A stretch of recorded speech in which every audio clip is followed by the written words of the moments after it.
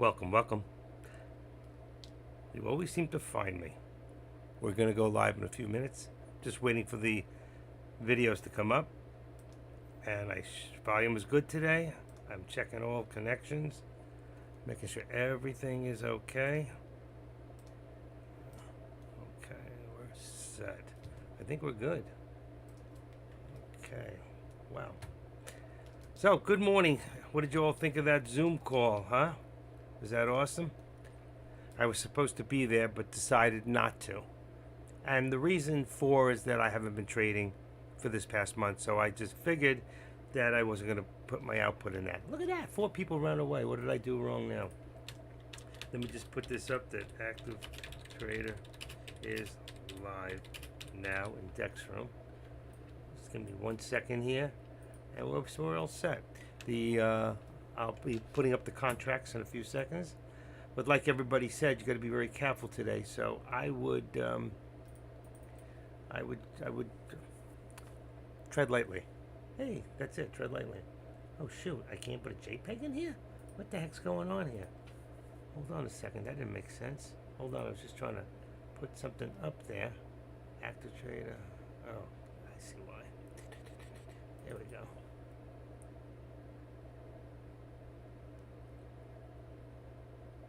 Come on. Just trying to put something up in the Dex room.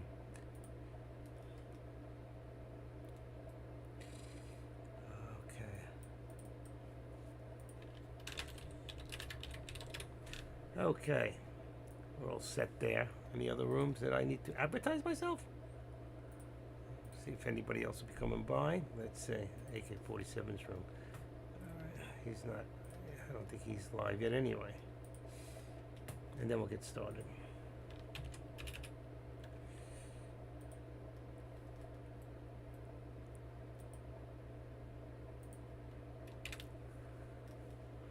Anybody have any questions for me before we get started?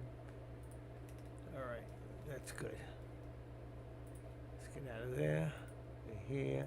Move him over. Make sure his volume is down. Good. We won't be interrupted.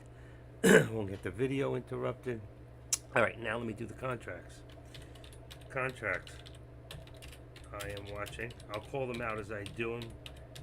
Okay, contracts. I'm going to start off with first with January. Today's what? 20 January. Listen to me. February 1st. Wow. And we're going to start with SPX and the contracts. Let's see. Let's see if I have them up here. I can do it where you guys can see it. There we go. SPX. Oh yeah, February 1st. I love it. Right here, just out of the money, 40.60. And just out of the money here, 40.55. The delta's 47. The delta's 50 here. That's perfect. What did I say? 40.60. And put was 40.55. Okay. Then next we're going to do the SPY because it's on the same date. All right. So let's go up here. Let's go to the SPY. Let's look out of the 48 on the delta. 405 and 404. So call 405. And put would be 40, what did I say, 4? Perfect. Okay, and next would be Tesla, which would be February 3rd date. Okay, because it's always on a Friday. Let's go up and find Tesla. There we go. Tesla, February 3rd, would be out of the money, 49, is 172.50. Is 172.50. And then the put would be 172. I think I saw 172, 170. I'm sorry. There you go. Those are the contracts that I would be watching right now. Anybody has any questions on why I picked those contracts? And today I went right out of the money. If you have a larger account and you are, let's say, way over 25,000, you can put those in the money. So if you're doing a put, you can come back $1 to, let's say, 40.54 or 405 would be on the put. You go up. On the call, you go down. So instead of 405, you'd be 404. And that'll put you more in the money, and it will just write faster, okay? And that's one of the lessons that I do give when I teach people how to do options. It's important knowing how to pick the right option. And if you're scalping only and you're going to get in and out of options, then you always want to do the options that are due or come due that day. Don't worry about the theta running out. Just make sure you stay as close to what it says, to the 50. See the delta? Stay as close to the 50 mark as possible. So the next one's 57. That would be in the money, 170. We're looking at 172.50. So if you do 57, if you want to go a little higher, it'll print even faster, okay? So that means you can get between 70 cents and $1.70 on every dollar. This means you can get 48 cents to $1.48. So you can make more money with a higher delta. As far as the theta, you'll see it's always a little bit more than the actual. As long as it's 1 to 2, almost 2 times the difference, you're good. Even if it's not, as long as your delta is good, just keep checking. Keep checking. Right now, we're fine. We're not close to the end of the day. So I would check contracts every half hour to see how they change, every 15 minutes. Just it takes nothing to pull it up and say, hey, before I do it, let me just make sure I got the right contract. Okay? So I stay in the days that are due that day. That's all I'm saying. I don't care what anybody else says because it's not correct.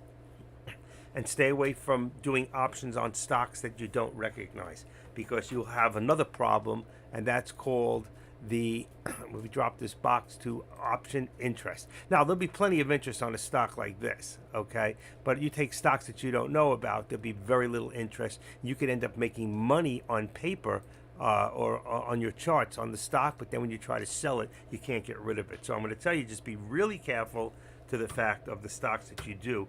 And if you get low price stocks that are $2, $3, $1, play the stock, don't do the options, because it doesn't really pay. I know you get 100 to 1 leverage, but those are usually the options that you'll have a problem getting or collecting on. Okay, does this make sense? Just want to do one more thing, one more time in Dex Room, just to say I am live streaming now. All right, so that's the what we do. That's the reason we do it, is because of the people with small accounts are able to trade stocks that ordinarily they wouldn't be able to afford. And it doesn't mean just because you put out $300,000, if you buy control $300,000 worth of a stock, that if you lose, you're going to lose $300,000. You can still control and limit down your losses. Okay, so if we were to look at a contract itself, and I'm going to do that right now because things are a little slow. We do have the SPY going up above resistance. Maybe that was the turning point right there, which would be cool. The markets are up right now. The last I looked, right now Tesla and what do you call it? Both hit a bottom, and they're coming back up, and that makes it right now a little bit more what do you call that? Bullish, because we are above the VWAP, and you should see more volume pouring in. I'm just going to pull up FinViz in a second so we can see the day and what's going on. Here we go. Come on, open up. There we go. And let's take it here and push it there. Okay. Now, you can see right now, hold on, we got to refresh it always. Market is down. We went from positive before to negative. We were up almost 200-300 earlier. But now you can see we are in minus, and we're trying to reverse the markets at the moment. All right. So you can see there's a lot of red today. Be careful. And those are your top gainers for the day right there. All right. I'm not watching any of them at this point, but I just wanted to bring that up to show you at this point. So even though we're going up, we got a ways to go before the market's going to rebound at this point. All right. I'm just going to test one more thing real quick so I know exactly where I'm at. If I pull up my time, 12, 13, 14, 15. Okay. What I want to see, when my hand comes up in the picture, it'll tell me how, there it goes, 6 seconds. All right, so we've got a 6-second delay. That's better than usual. And that's why, eventually what I said to you is, when I decide to go live, doing live trading, and maybe this week, next week, I'm going to see about putting in Webinado. Webinado you can find above the chart. It says YouTube on the left and Webinato. Once Webinato is installed, you will double click on Webinato, and then you go and you install it into your computer. I would advise you that when you get a chance, you go into Deck's room at another time or later. You can download Webinato. Once it's in your computer, then all you have to do is open it. You only have to install it one time and leave it in there. Okay, and what that does is it's like a Zoom call. It's instant. When you hear me, when you see me, is when you hear me. Okay, and it's a beautiful thing. Once we do that, and a lot of people complain, they go, I don't understand. I followed Deck into a trade, and I did everything he did. I lost, and he made money because he tells you if you're not on Webinato, you can be anywhere from 8 to 15 seconds in delay. Even with YouTube, there's still a delay. Okay, if you copy right now, if you copy my video and then you go put it in, let's say into YouTube, all right. Let me see how many people are in there right now. It's about to open live. I got 3 people. That's it. No, 19 people are watching in YouTube. All right, but what I'm trying to say is just because you go to YouTube doesn't mean it's any faster than watching me in Tradecaster. It should be the same because you're getting your broadcast through OBS to YouTube. So really, YouTube is the last place on that chip that you're getting this. All right, so for those of you that are Tradecaster members, okay, I'm not talking to YouTube people, you're going to eventually, you need to download Webinato. And whenever you trade with Deck, make sure you open up Webinato. You will be hearing him a lot quicker, okay? I did test him today. He was only 2-3 seconds in the morning. Usually when we start up in the morning, it's a lot quicker in the mornings with the less delay. But the more we go into the afternoons, the more people, the more delay that we're going to find. All right, so right now, let's go look at our resistance. All right, we can see we've gone up at 405.25. So I'm going to raise this now to 405.25. And if you continuously do this with your support and resistance, okay, and this here, if we're at 405.25, then I got to be at least, let's see, where the heck did it go? All right, let me just edit it. It'd be easier. And I'll make it 404. It is. Okay, let's go 404.50 and see how far up it brings us. It could even go further than this. I would say right there at about 85 would be support at this point. I don't usually like to do anything other than 70. Let's see, 75. I don't think it's going to match up. I'm just going to do the 85. And I'll show you why.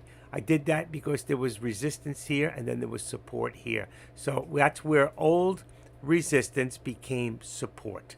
Okay, do you see that? So for some of you who've heard that term before, and now you can see we're starting to go a little higher. We're trying, all right? I mean, if we want to get more exact, it's probably now closer to 35. But our next step, and you can see we have 1, 2, 3 touch on 405.35, all right? Now, that's 35 and 15. That gives us 50 cents in our channel right here. All right, for some of you that might be watching, I'm going to go real quick over to Tesla, and then I'm going to go over the options themselves. All right, and now you can see I had this set at, actually it's right, 172 would be the resistance, and then here we have 170. I'm going to leave it there because I think that the lower VWAP plot at this point, let's see, 170.50. No, I'm going to bring this one up too. Let's see, I'm going to bring it up to 50, and I'll just say my lower target at this point. Okay, that brings a little closer. It can even be maybe 75. I think it is. All right, I'm gonna edit that one more time. And then what we're doing is we're tweaking out our support and resistance. Okay, and why? Because we want to see the support. You see the support here, here, and here. Our next one up would be 170, 125. We could now be up to, since it's rising and it's going up, let's say 170.84. You could even say 171, and I'll bring it up. I always like to leave about $1, but this is fine. Let's go right here. And you can see there was support. 1, 2, 3 touch, 4 touch. All right, and that's on Tesla. All right, I'm not going to stay on Tesla, but I am watching it below. Let's go to the SPY. All right, now I'm going to put in for right now what I'm going to do below where I'm working. Let me go back to mine. Go back to here. And what I'm going to do is I'm going to put in so I can teach you and show you about learning how to do stop losses. Very important. Most people never talk about these stop losses, okay? and a lot of people end up losing money. I spoke to someone. I'm not mentioning any names. I'm going to be doing some training one-on-one with him. We talked about yesterday that he went into Tesla, and he's not here right now, unfortunately. This lesson was pretty much for him, but it's okay. He's going to take a couple hours with me.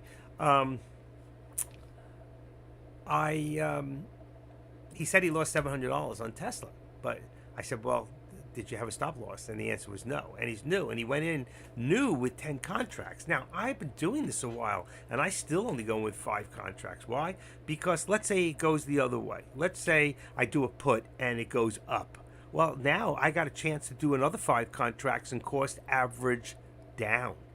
Or let's say I'm going long and the thing drops. I can cost average down with an equal amount of contracts. Now, most of the books tell you not to do that, okay? They tell you that, good morning, Doc. They tell you not to cost average. But I will tell you 95% of the time cost averaging up or down has actually taken me out of a hole or made me money. But the 5% that I have lost on, where I double down, has cost me a great deal of money. So you've got to be careful. You got to be able to weigh this out, and you have to be able to remember that you're taking a risk, and this is the only game that has large consequences financially if you make a mistake. All right, so I'm just letting you know that it's important. So right now I'm going to change. I have a 6-in-1 that I use below here. And what I'm going to do is I'm going to color code 2 of them. I'm going to make one yellow, and I'm going to make one, SPX came up. All right, I'm going to change that. And what I'm going to do is I'm going to put the SPY, okay? And what I'm going to do, and I'm going to show you how I do this, all right? And hopefully it's going to work. Come on, where's my mouse? I can't find the mouse. I lost my mouse. Here we go. I have to go one computer to the other. All products. I'm going to go into the SPY. Let's just deal with the SPY right now, the SPY contracts. I'm going to take this, all right? Now, I'll do out of the money, all right? So I go to 406. I right-click on this. I right-click on the ask price, 226. I go down and I send this, and this is a call, so it will go to yellow. Yellow, let's say puts and calls. Yeah, that goes to yellow. Then I'm going to go to 405, ask, and I'm going to send this to blue, okay? And hopefully they both went in. Excellent. Okay, now I can drop this down. So now if I go here, right now, I'm going to say to myself, I think that this is going to go down. I think we hit resistance 1, 2, 3, 4, 5, 6, 7, 8, 9, 10. I think there's going to be a pullback, probably to about 405, 409. Okay, I could be wrong. I don't have a crystal ball. I'm not telling you to go out and gamble money right now. I'm giving you what I would think to myself if I'm watching this. Doesn't mean it can't just jump and go above resistance. But here, I'm going to go here now, and I'm going to change this red to, I said, a put. I think it's going to pull back. So if I was going to be in the put, there it is. February 1st, there's my put. Now, you see these lines here? If you don't want this extra line, you go up here, okay? You have 2 choices. You can go to theoretical, open this up, unclick the show plot and say okay. Same thing for option interest. Unclick the show plot, all right? And that'll keep those extra lines out of there that you don't want, all right? They're gone. All right, so now I've got, this is the option. The option costs $2.40, all right? So how do I do now? What do I do? 10% would be 24 cents, okay? That would be 240. 10% is 24 cents, all right? So 10% would be 12 cents. If I said 10% at 12 cents, that means if I put a stop loss in at 12 cents, and this here, right there, drops below 12 cents, if this drops down to 223, I'm going to get kicked out. You understand? So I may go a little bit higher. If I'm doing 500 shares, all right, and let's say I go, instead of 10%, I go 15%, all right, I'm going to calculate that. I don't need to do that. It's 23 cents, and then half of that would be, that would be a big loss. Let's stay with the 10%. 10% is 23 cents right now. 24 cents, let's say. And 24 cents, all right, 0.24 times 500 shares can be as much as a $120 loss. That's about what I want to lose, all right? So I would go up here, all right, or here, either one. I go up here and I drop this. And I go to single and to with brackets. I unclick the top one. I change this plus and minus to percentage.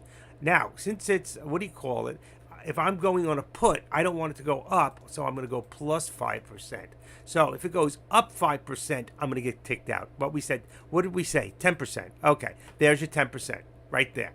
So I got 10%, all right, of the percentage of this price. So if I go in right now to buy this, all right, if I want to buy the put, then I would automatically have an option with 10% in there. Let me just see something. I don't have money in there anyway. I just want to be sure. I have to have at least one contract in there. Let's see. And my auto send is off. It's off. If I buy this, there you go. So right now it shows 241, and see this 10% stop loss automatically is in there. The minute I confirm this, now let's say the price is moving. It is moving. So what I do, it's unlocked. If it was locked, it'll lock it at this price. So if I hit confirm and send, if this goes down, it'll take it right now. Actually, it won't. It has to go up. But if I unlock it, then I can just buy it at the price of whatever it is. So I could either wait for the price I want, or I can change this to the price I want. But either way, when it goes up 10%, if it went the other way, I would get stomped out and I would lose $120 max. Do you all understand that? All right, I'm going to delete that. All right, and that's the way. Now, I could also do something else. All right, I can do that.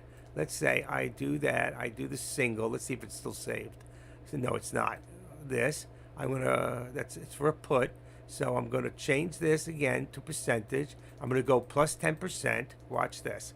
10%. Now, is that 1? I can't see it. Let's make sure it's 10. I can't see it.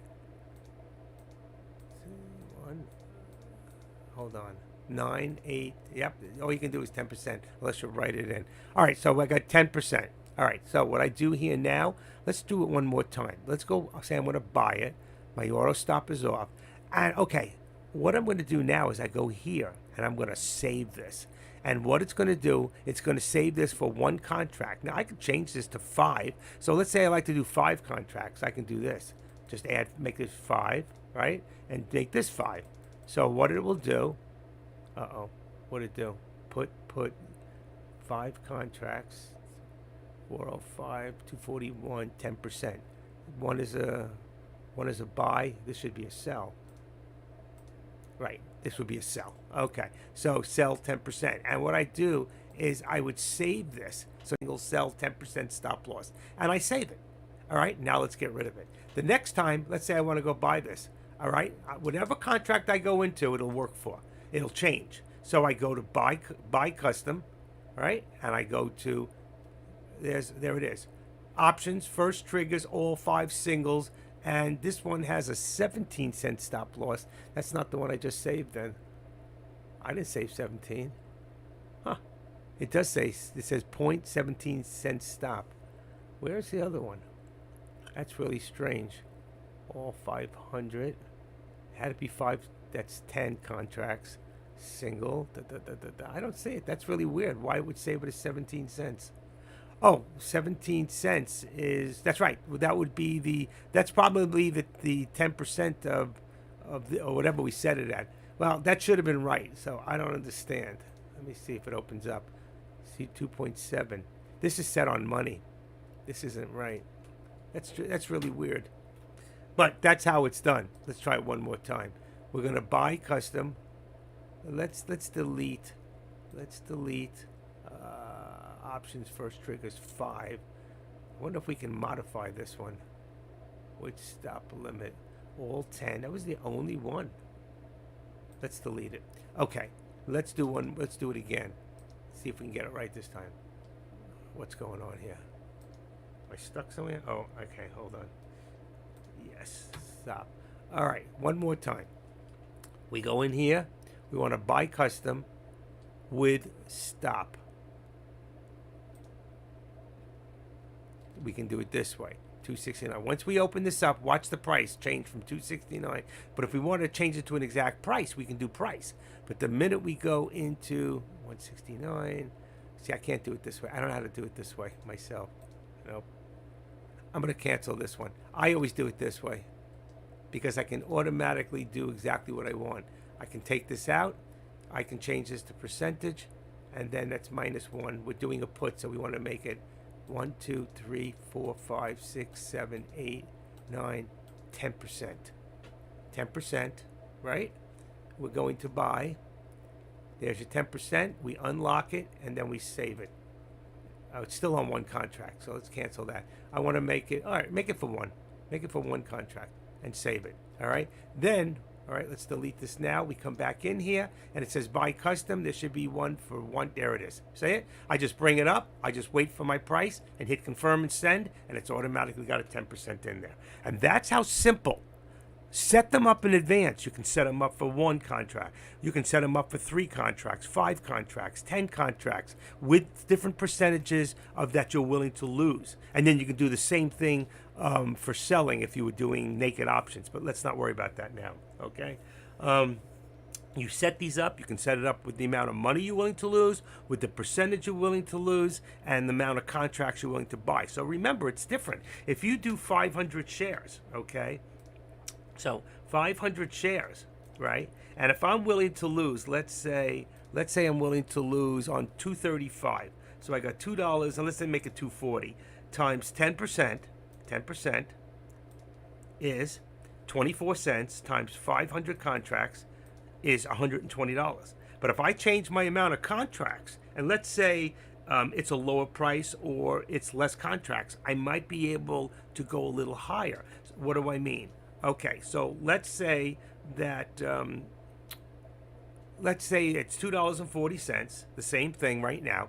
I'm just rounding it off, times 10%, times, let's say, 15%, all right? Now I've got 15 cents. I'm willing to lose 36 cents. But if I only do 3 contracts, that's 300 times 300, that's still $108. So what I'm trying to say is if I go for less contracts, I can go for a little greater percentage. In my mind, whatever deal I do, I'm willing to lose up to $120. And if you can keep it there, okay, at 120, for some of you, you might keep it 75, but the reason I'm making it a little higher is sometimes things don't go straight up or down.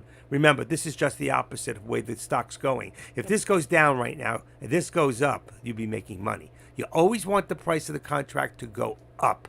It's not like when you do a shorting a stock, you want the price to go down. With a put, you always want the price of the contract to go up. When you buy and go long, you always want the price of the contract. So if right now I decided to go long, all I do is switch this to my yellow. I have it all set up, and here's my yellow. Here's my contract, February 1st, 406 call. Okay? So right now I want this price to go up, and I can do the same thing. I can go in here, I can buy custom, okay? Even though I'm going long, I can do the same one, right? Here it is. I'm buying, and it changed it from the put, and now I'm doing the call. You can't see it here. There it is, call. It changes it automatically. So again, let me just show you something else. If right now, let's go back to red.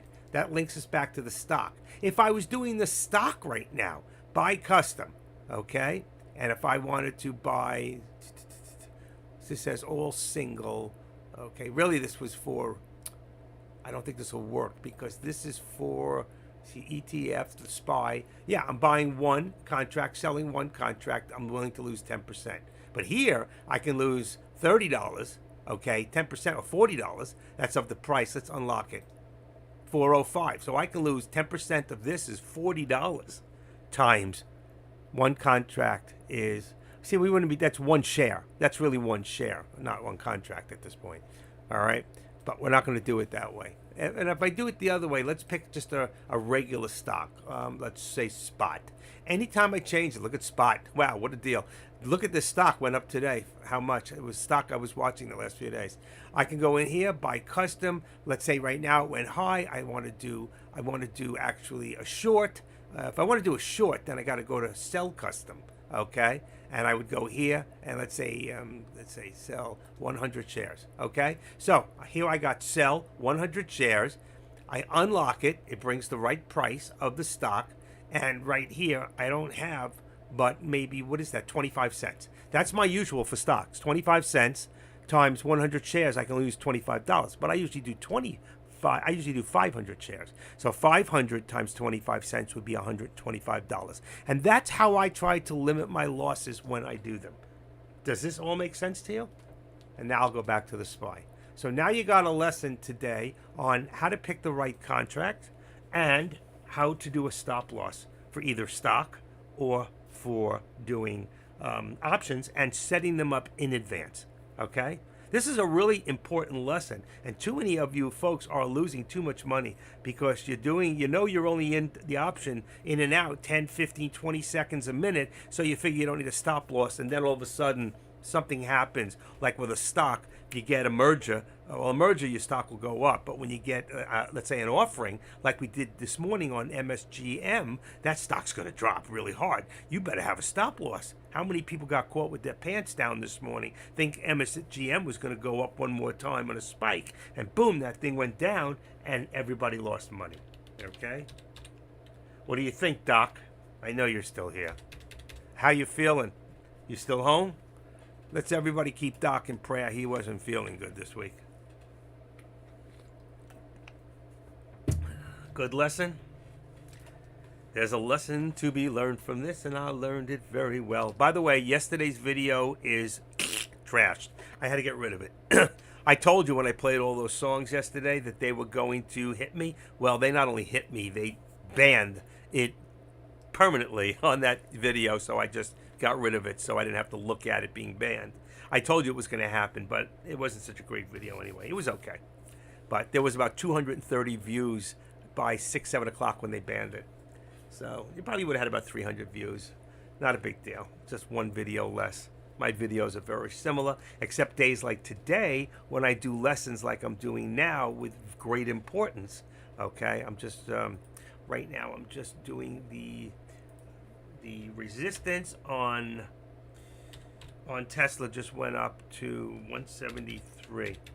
Okay, so if you're watching Tesla, resistance 173, move your lines, and support is move it up from 171 to 172.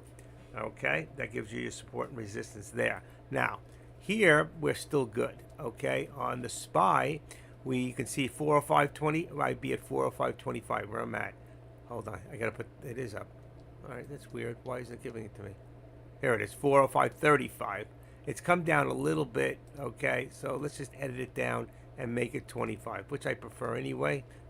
Watch it go up to 35 as I bring it down. Happens every time. Ready? 1, 2, 3, boom. Okay, we're good. There is your 405.25, and this is at 404.85, and I'm gonna leave it there. Really, I could bring it to 404.85.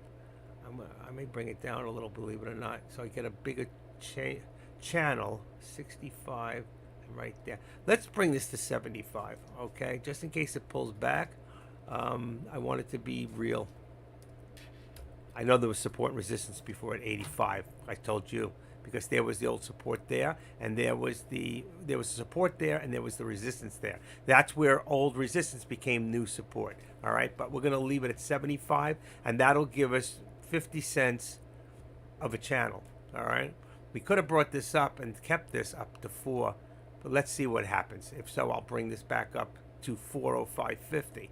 All right, I don't know where it's going right now. It is not. It's very strange movement, and that's because of the Feds this afternoon. I think a lot of you new people should be sitting on your hands. I don't think this is a good time to trade. We get the announcement when at 2:30 or 4 o'clock. I'm not even sure. Is it 2 o'clock? Does anybody here know what time? I feel like I'm talking to myself because nobody's posting on the board. Hold on. There's nothing. You guys hear me? Hello? You got to tell me once in a while. If I don't see something going on, I don't even think you guys hear me. 2 p.m. Thank you, Matty Boy. Okay. Does everybody hear me? Was that lesson good? Does anybody have any, let's say, what do we say? What do we say? Let's say, desktop, stock photos. Okay. Questions, comments, concerns, any questions at all. This is a very good time to get them answered. Otherwise, you can get me after hours for $35 an hour. You can get both. I do give private one-on-one on setting up your charts. I do it very easily. I import it and export it for you so you can get them all set up very quickly. I try to move as fast as I can so it doesn't cost you more hourly time. I don't spread it out so you'll have to do 3 hours when you could have done it, whatever. You get my point. I'm not looking to gouge you. I'm looking to help you. So, and anybody here who's had my help before knows that I'm a real deal when it comes to moderating. Ask Doc Savage, he's here. I don't know if he's still listening, but I was one of his mentors when he first started, and he's become a better trader than I am. So, and that's what I try. That's what I'm trying to do, is to teach you all to become better traders than I am. A lot of you are younger than I am, so what it enables you to do is you're not as conservative and you're willing to take more chances, and in the long run, you make more money. But you also can lose more money. So you got to be very careful. If you start using your stop losses and realizing that you're not Superman and that you can get hurt very fast, I've given some great advice to people about not swing trading when you're new and you don't know what you're doing, especially with options. It can wipe out your account, especially with the SPY and Tesla. Okay? Speculation can go so differently than you expect it. This is not a game of hope. Hope is not a strategy. We must always have a plan in order to succeed, okay? And that's not something I made up. It's something I found one day, and it just makes too much sense, all right? So let's just try to be good servants of God if you believe in Him, and just remember that hope is not a strategy. We must always have a plan. All right, and here's the pullback on the SPY. Like I said before, I thought it was going to pull down. I said if I was going to do anything, I would do a put, and there it is. And I was right. And right now, if you had done that, 97, that was about over here when I said that, or about over here for 541. Let's see, you would be up now about 50 cents. So if you had 5 contracts, you'd be up 250 on the SPY. But if you did that on SPX, for 50 cents, you would be up about $3. $3 on 500 shares is $1,500. That's why I love SPX. I watch the SPY. I trade SPX. And right now, I finally successfully set up my Crypto.com account this morning. It took a while. There was problems. We finally got through it. I worked through it, and I'm excited. I'm just waiting for some money to come back to my bank. Should be here any day now. A substantial amount of money. And once that money comes in, I'll be able to trade crypto options. Right now, let's see, where are we at here? 405. We're still at 405.25. What are we here? 404.75. That could change. Tesla did change. Tesla now is 171. I'm going to make the support 171.50. So we're going to bring that down from 172. Let me just see something. We might, if it's going to go back up, make that 75. 171.75. Yeah, that's perfect. 171.75. And the resistance, 171.75. 171.75. 171.75, 172. Let's just bring it $1. I think that'll be fine. It gives you a good channel. It's perfect. It's right at the VWAP. So your VWAP is now your resistance for Tesla. And right here, your resistance is also the VWAP on the SPY. They both look very similar in charts, okay? So just letting you see that. Anybody have any questions? Oh, he's still with this MSGM stuff. Deck, if you're here, I don't know if he's here. No, I didn't show up for my Zoom meeting.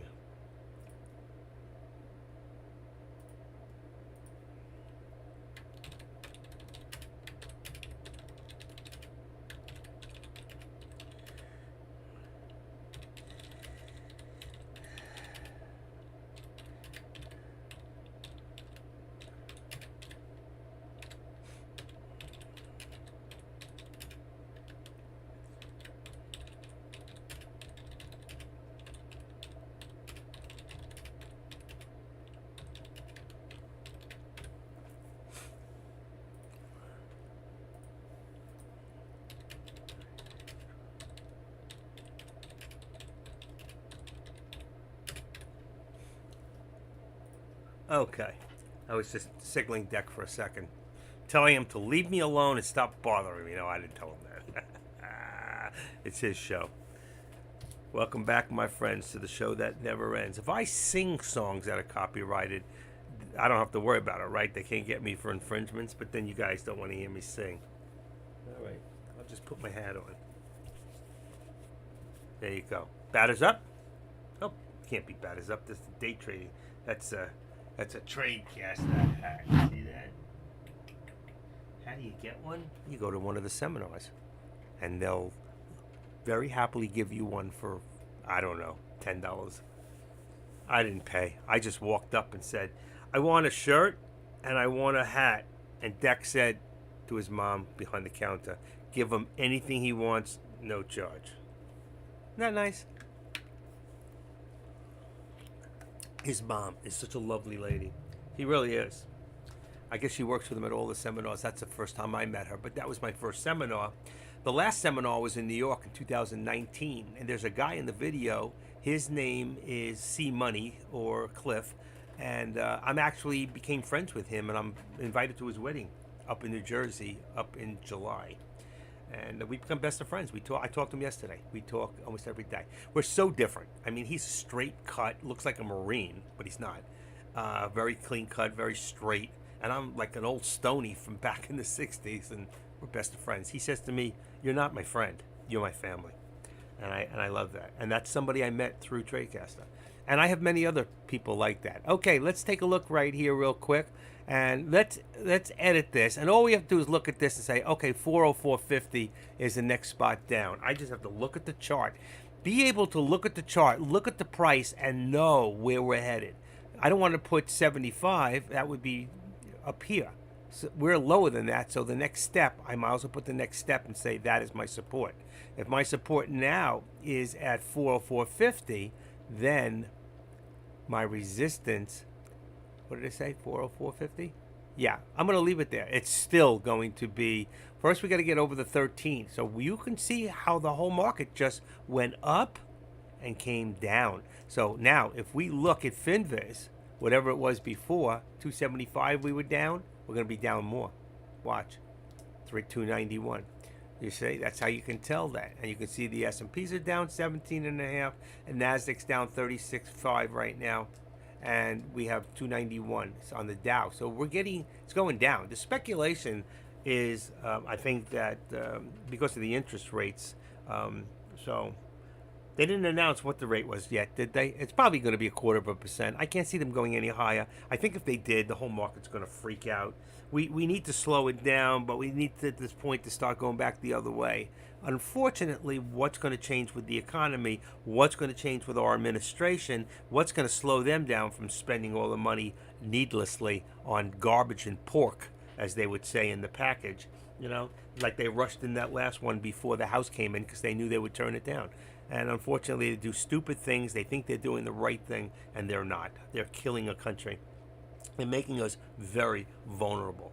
Now, I'm not worried about World War II. I heard a guy speak last night, made a lot of sense, that Putin can threaten all he wants. That's what he's doing for a reason, because he knows we think we don't. That's what he wants us to think. But he's not going to do it.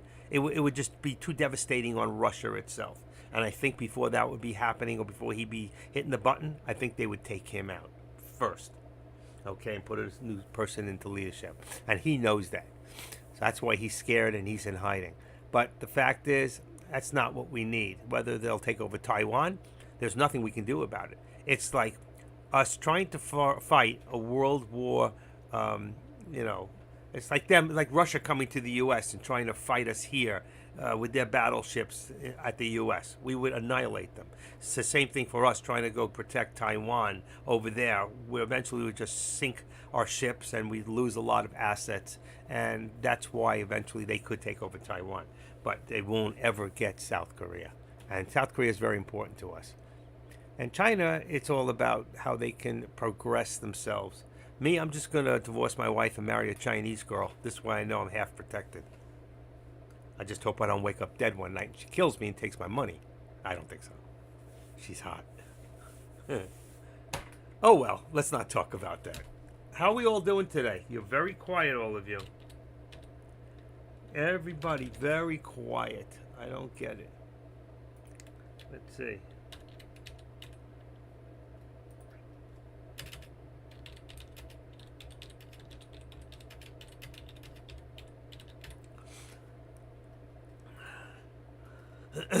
Okay.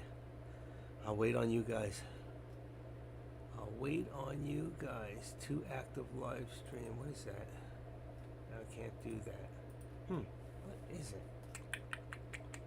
Desktop.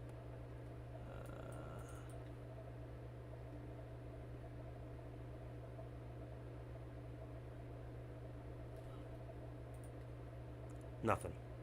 Okay.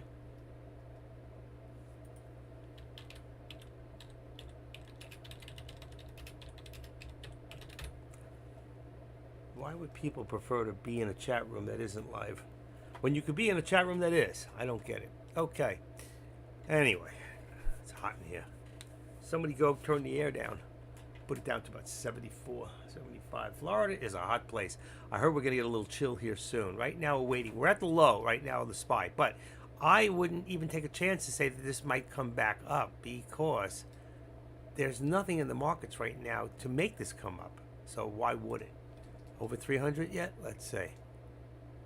Bingo. What did I tell you? All you have to do is look at the charts. It tells you a whole story. You've got to learn how to read charts. I can't tell you how important it is to learn how to read charts. All right? So,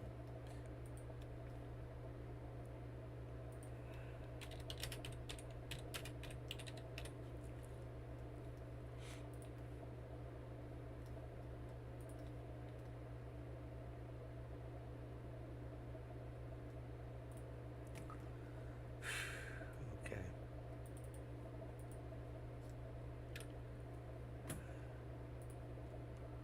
All right, folks. Anybody have any questions at all?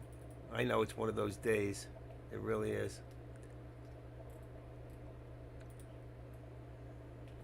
Just one of those days. Very quiet. We don't know what's happening. A lot of people are sitting. Okay. Let's see real quick. You know what? Let's take a look at the scanners just to see, for the heck of it, what's going on in the stocks. All right. Could do that with options too, by the way. I could show you how to do a stock hacker. Let's see here. Take export, detach. Okay, this here is a scanner that we all have. And I used to use it when I did a lot of day trading. I set this up 1 hour and 5 minutes. Okay, I want this on right now. Since it's quiet, I'm going to make it 4.5%. Stocks that have gone at least on 10 brackets, 70 cents up to 400. 50,000 minimum volume and up, and scan. Boom, boom, there we go. A lot.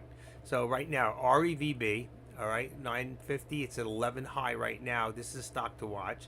BGXX open at 92. Here's a stock to watch for penny stocks. Cubant, CKBNT. Actually, this 85. This is almost doubled in price today. That was a good stock to watch. GSUN also went up over $1. What is that? BDA did very little. Went up about 50 cents. This here, NOD. So these top 5 stocks right here, they have moved. All of them. These are stocks you can look at. Now, out of all of them, here's the problem. Only NOD is easy to borrow, which means it's a shortable stock.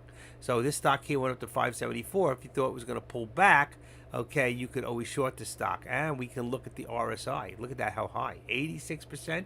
This is an overbought stock. Over the next day or two, this stock may pull back because of the high RSI, and you could actually short this stock over the next day or two and possibly make money. That's why I put my RSI in here. For those of you who don't have the scanner, you should set one up to look just like this. Save this in your setting and set your scanner up to look like this. This is a daytime. Now, once it comes 4 o'clock, you check these boxes here, and then you click. You may come up with the same ones now, but later on you won't. All right? That would be an afternoon scanner. All right? PM. And for morning scanner, it's a little bit different. All right? I'm going to just show you guys what a morning scanner looks like, and I'll show you the difference. Okay? Let me load. And personal and morning scan. Oh, that's for options. Hold on, I don't want the options. Load, personal. I haven't done this in a long time. 71.95. Newest money bags, new highs. 70. I want morning only. Here it is. Only one morning scanner in here. I guess I took them out. It says morning options. That's fine. 75 to $75. Okay, you can take this one here. I'm going to detach it. This one here, I can't leave it in long because it's two scanners up there. This is a morning scanner. All right, that's before 9:30. This has to be checked. All right, you can set this up a little lower, maybe 30,000 to start in the mornings. 4%. If it's very, very quiet, go to 3.5% and always 10 bars. I don't know why that was on 15. You can tweak this. You can go to 175. Maybe you only do stocks up to $25. Put in $25, whatever it is. All right. And if you do less, let's say you do stocks that are as low as 50 cents, you can put it to 50. You can tweak this out the way you want this. Okay. So I got 3.5% greater. This is a morning scan, a pull up. And again, it's going to pull up some of the same. But in the mornings, it'll only pick up the morning stocks. All right. This is picking up what's happened already. You can go back 15 minutes. You can go back 10 minutes. You can go back and say in the last 2 minutes, what stocks have been running. This would be a morning scanner. I don't want to use it. But if I did that here and I said, let's go and let's look in the last hour and in the last 2 minutes. All right. The list should be shorter. And this will show you the exact stocks that are moving right now. All right. So you can see 950. It just pulled back. If you feel it's going to go back up towards the high, that was a high, you know what I mean? So forget that. Where's that one that was, it's gone. See the one that was actually, let's go back to the 5 minute for a second and find that stock. I think it was NOD. Is that right? Here it is, NOD, easy to borrow. See, I know. It didn't have much movement in the last few minutes, but you can see the stock will start pulling back and it would be a good short, all right? You have to watch it and figure out what the news was, and then also you have to find out what the float is. That's the most important thing, is find out what the float is on these top 5 stocks, and then the lower the float, the more that stock has a chance of moving. All right, so that's on scanners. You can tweak this, okay? You can tweak them out all the time. You have a base setting that you'll save, all right? But here, let's say 40. You can go down to 4%. You'll get more stocks. If you go higher percentage, watch. If I go up to 5%, which is what I usually do when it gets busy, and hit this again, there may be less stocks in the chart. But we're only really interested in the top, let's say 10, up to GOVX, up to, look at the percentage. GOVX would be the last one to be interested in right now. Unless something was up and coming quick, it would get up there quick. Or you can just look at volume, go to high volume. Now, in the mornings, when you're doing morning scanner, always put the volume up high first. But when you're doing from 9:30, always do percentage and high after. So now you've gotten 3 lessons on scanners, on doing stop losses, and picking the right contract. What more can I give you? What more do you want? And 7 people left and lost out.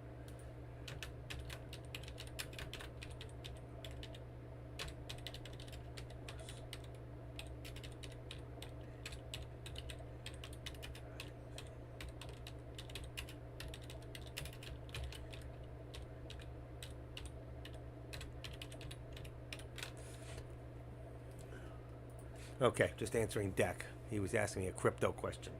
I'm going to become the crypto king in here. We will offer and teach crypto eventually when I become more successful. I've done 3 trades, 3 days of trading on crypto, and I'm up over 800.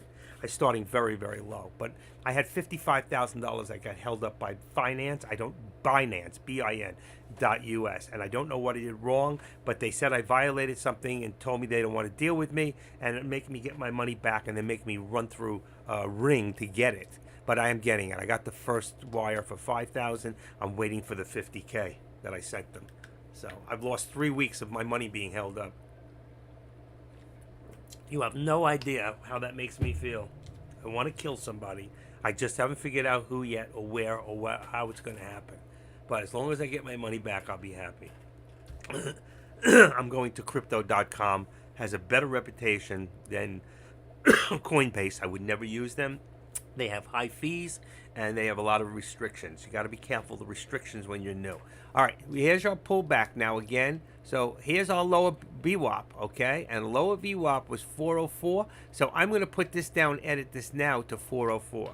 All right, you can see this come back. And now we're going to bring this down to 404.75. Why 404.75? Because I remember before when I was showing you that there was what do you call it? Support and resistance over there. You see it right there? There's support and resistance. Actually, it's not the same one, but that sounds good. It looks good, and it's probably could be closer to 70, but at this point we're still over 404. I want to be able to give myself a little bit of leeway. Actually, we would be more about 410. Let's go. I hate to use numbers like that. I want everything to be 25, 50, 75. But if I wanted to right now, I can do 404.10 because the real is the lower VWAP right there, 404.10. And if we have 404.75, that's only 65 cents. We're at the bottom. This might be right here. We want to see if there's a reversal here. I'm sure this is going to show going down on the 1 hour. You see? Like I said. And how do you know that? Just by looking at the chart. There might be a reversal at 15 minutes. It's still down. Okay. 10 minutes. Let's say 10 minutes. And if you were, there's a slight reversal. And at the 5 minutes, it probably shows a reversal. Slight. See? Now, we don't want to do anything here. Why? Because usually all this, the selling off, is the shorts. Those are the still the what do you call it?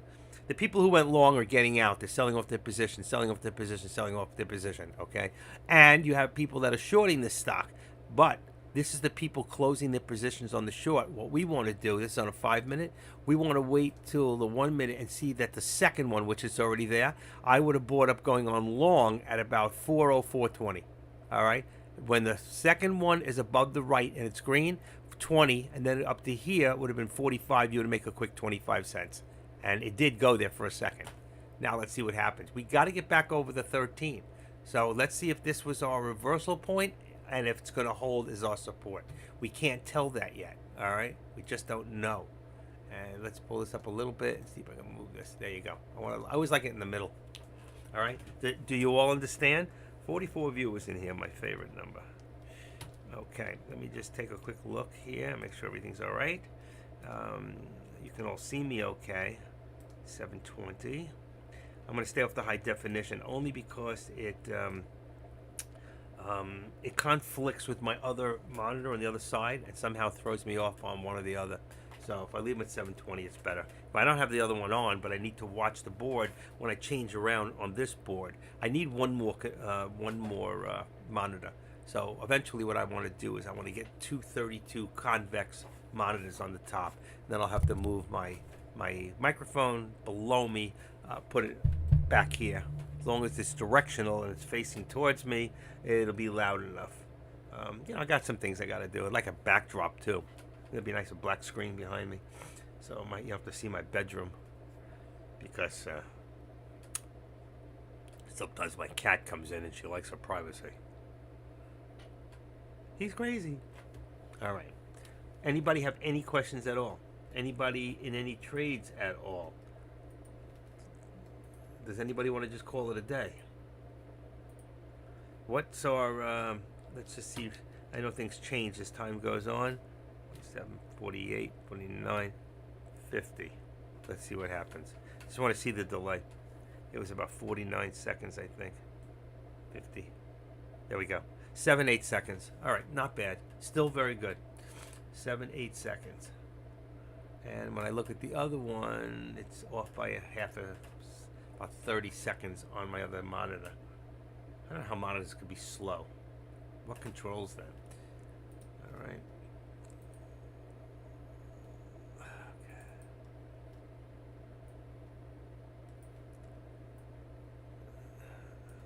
And right now, let's see.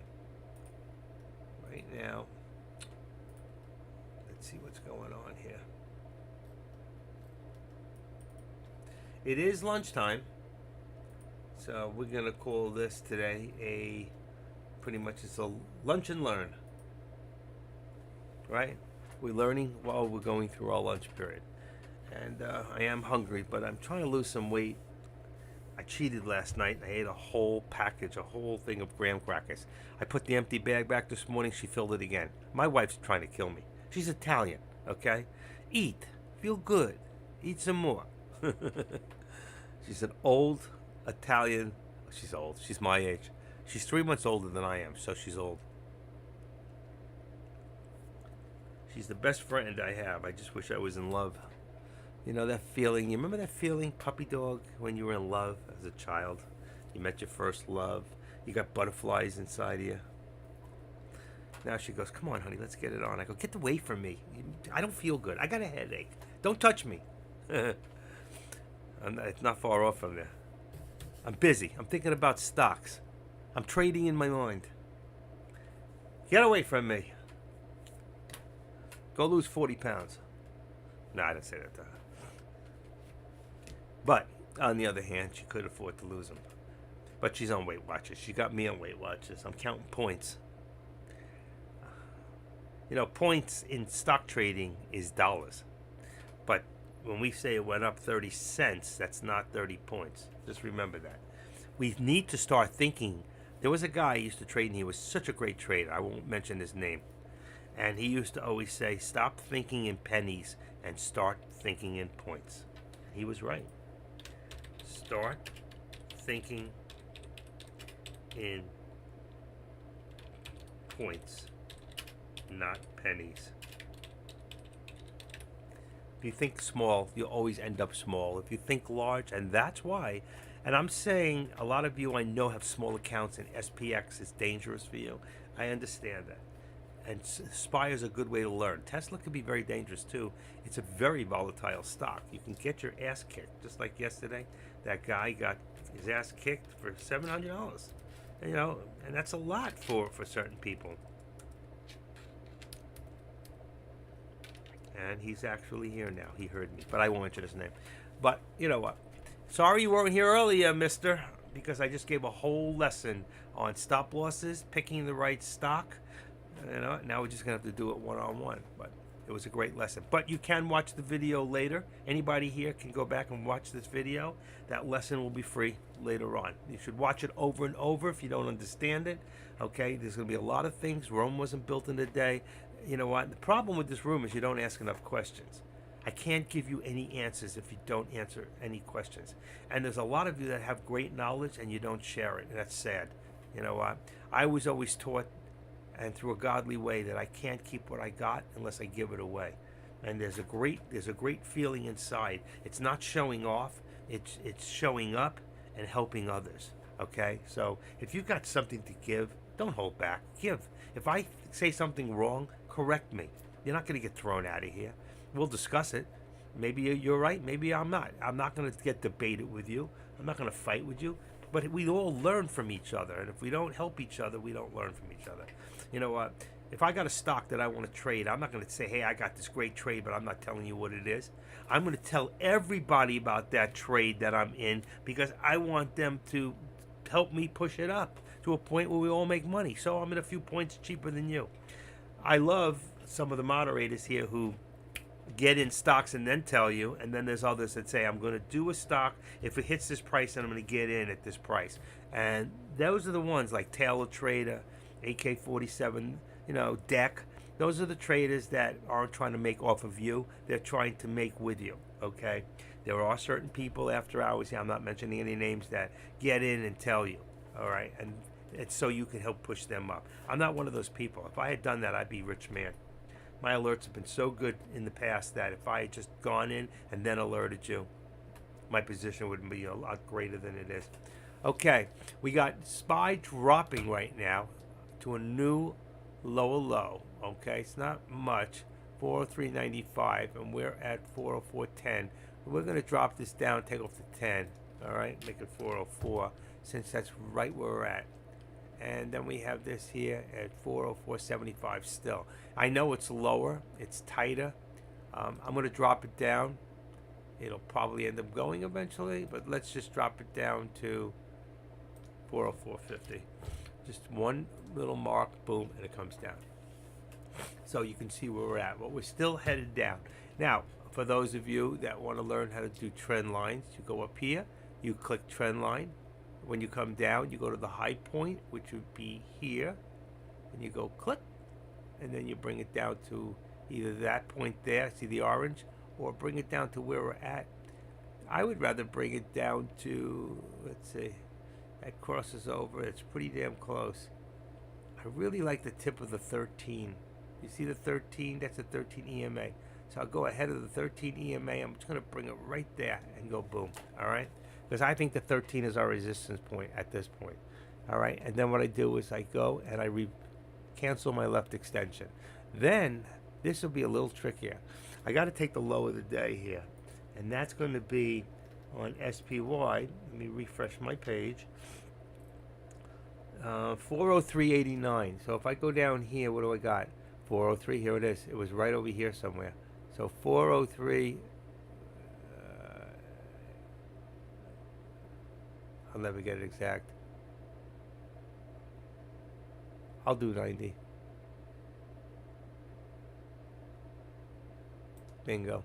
Okay. And then I'll do that too right there. All right. So this is almost like a line. I don't like it because it's almost like a trend line. And that's where we'd be right now. So you'd see right now we are in a descending triangle and we're getting ready to squeeze. And I'm willing to bet we're going to squeeze down at the rate that we're going. I don't like to keep this line because it is like that. And I can't. There's your day. That's your lowest point. There's nothing I can do. But you can see it's a straight line. But I'm going to leave it for a few minutes just to show you. Let's go to 3 minutes on here. All right. What I tell you. You see? It's coming down on the 3 minute. So you can see it's starting to break under. And that's why I don't want to keep this. I can see it's going down. Let's remove this. Let's keep the upper one. Shows our descending triangle. Okay?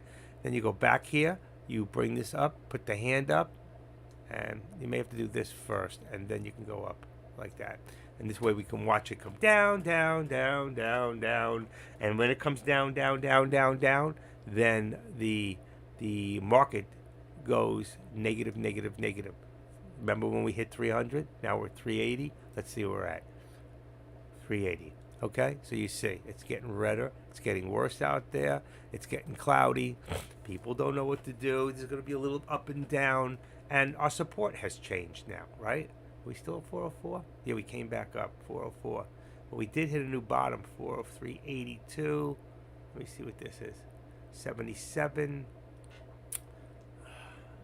It's like, do I keep it? We're above it right now. If it goes below again, I'll drop it to 403.75. Starting thinking, okay. I'm losing the attraction.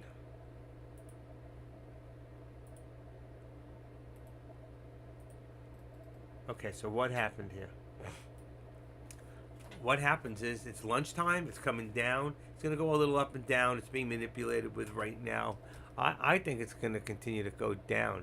And this is our lower VWAP right there. And the last time we were there is here. We went below the VWAP, came back. But you see this? If you look on, let's look at the 5 minute so you can see the whole chart. Okay, and let's bring this up a little bit. So you can see this morning there was a fake out going up. It came down. Then it went all the way up to the upper VWAP plot. This is why I told you to go back to December 1st day of trading and look every day to see the manipulation in this stock. It's all right here. This is your manipulation. Bam. Why did it do that? All the way up. Bam. Okay. Why? How many shares? 1.178 million divided by 5 is over 200,000. That was heavy. That was a heavy one. Okay. But why? And then it comes back up again. It doesn't reach that. Comes back down below the lower VWAP. See, look how close they were in correspondence to each other. You can see it wasn't that far in transaction between lower. You have 406.29 and 404 is only $2 difference between lower and higher. They were very close here, but that's what happens every day. Comes down, tries again. Now it pulled all the way back below again, and we're holding. All right. So really, I could take this and say, you know what? Truthfully, I think that we're a little bit below. All right, let's make it 403, and let's say 80 cents. I really like 75, but I don't think it's there. And it's right there. You got two touch right there. Okay. So now where are we? We're halfway back up. We hit a bottom at 403.81 or so, or 77, and we started to pull back up. We hit above the. This is see the yellow? That is your lower VWAP plot. We need to get above this 13 again, and then the VWAP before we consider it bullish. Right now, we're in a bearish state where the bears are winning. Okay, and we can go up and down, but that's where we're at. Tesla, on the other hand, now has a 173.10 will be resistance. I'm going to say 173.20. Let's leave 20. 173.20. Could be 15, but I'm going to leave it there. 173.20, and our support is 170, 175. That's 75, 85, 95. I'm sorry, 20, 35, 45 cents. Here we have, look at that thing. It's going back up. We're gonna shoot now. Remember, I think my target is the between the 9 and the 13 day. We have to see how much resistance there is, and if it just doesn't make it and then falls back. All right. I think it'll go. I think it's gonna go above. Let's see what happens. Any questions? Anything you want me to go over?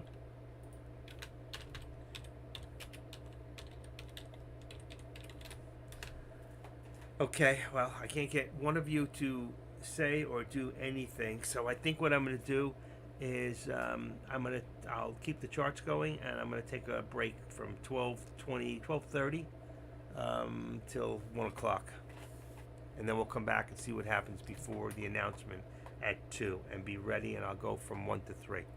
All right, does that make sense? Because nobody has any questions for me. And I have to figure that since nothing's really happening much right now, this would be a good time for me to go get some lunch. Exactly. About to eat some lunch. And that's probably what some of you are doing. So why don't we just start it right now? All right. And I'll come back about 5 to 1. If I come back earlier, I come back earlier. If I see things start to happen, I'll pull back in there. All right. So for right now, let's take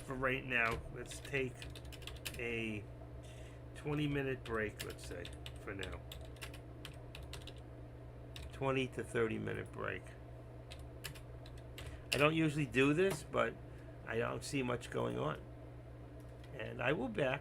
Listen, I have a new sign. It goes, taking a break. There you go. Take a 20 to 30-minute lunch break, and I'll see you all back here by about 10 to 1. All right? Sound good? Thank you all. If you have any questions in between that time, post them on the board, and as I see them, I will answer them. Okay? I'm going to go make some chili because I love my chili. And the secret ingredient to my chili, and I don't drink, is a bottle of Coors Light. 15 minutes before it's done, mix it around, and the whole beer cooks out, and throw the bottle out. That's it. All right? You got my secrets with 2-alarm fire from Texas style chili. Good. All right. I'll talk to you in a little bit.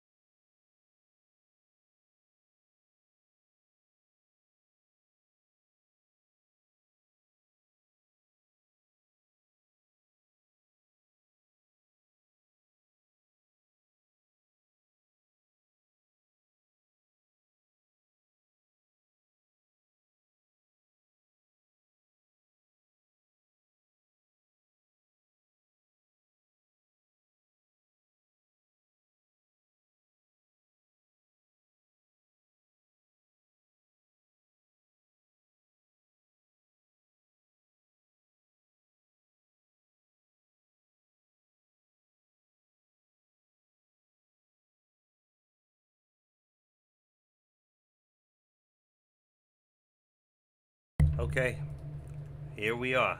I am back. Let's resume the stream. I don't know if it stopped on your end. It didn't stop on mine, I don't think. I forgot to stop it a little earlier, so it went on without any, you know. Anyway, I was just talking to Deck about crypto. He finds it really scary too. All right. Anybody have any questions? Wild Boys in a 405 call. Let's say, okay, expiring today, looking for a move to at least 410. Good luck on that. A lot's going to happen after 2 o'clock today, so you'll find out then. If we go 0.25, which is what we're expecting, then it should move up. If it's any higher than that, which I doubt, it will come down. So I think it's a good bet to say Wild Boys is in a pretty good position here. I'm with you, boy. Because you wild. And you crazy. Okay, let me go tell people I'm back in Deck's room. People who walked out, you know, for whatever reason. And,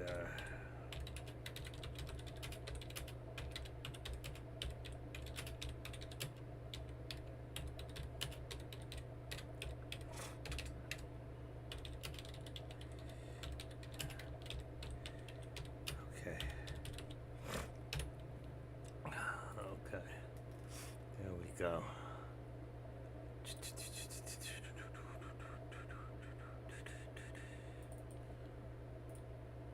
All right.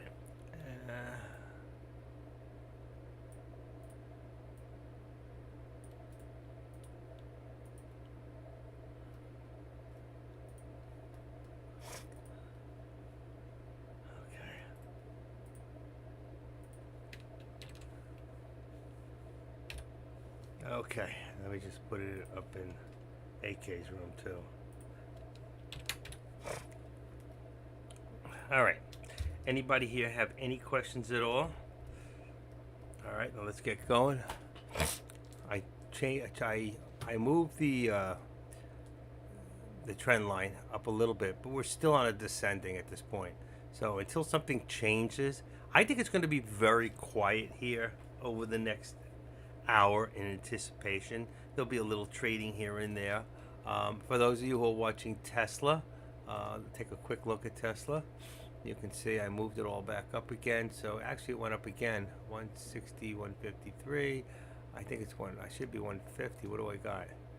125. All right, that should do it.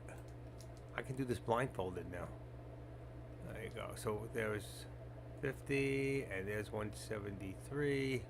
That's going to be higher. 170 right there.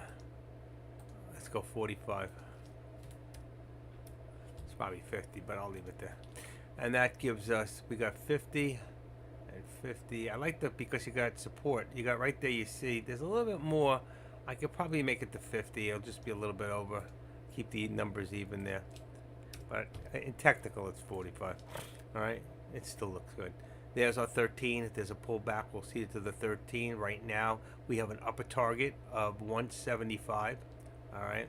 If we wanted to put in an upper target on Tesla, we would just stick that up here. But for right now, we'll just leave it as the upper VWAP plot. So I'm not going to put anything in there. And go back to SPY.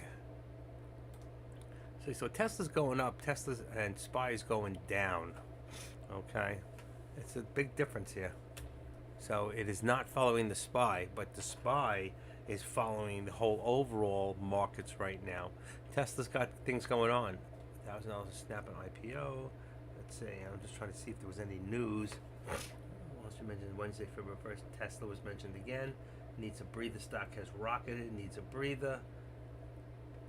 I don't know why they would say something like that. Elon Musk shares Dodge video that explains everything. Dogecoin? Anyway, I don't know what that's about. Inactive trader is back to active trader. I like that. That is true. I told you one day if I ever retire, it's going to become the inactive trader. I am the active trader, and this is my world, and let's get back to it. All right? We got 34 people in here, and that's good enough for me. So, okay, push that up a little bit. Cough drop time. Little back drip. Yum, yum, yum. Let's see.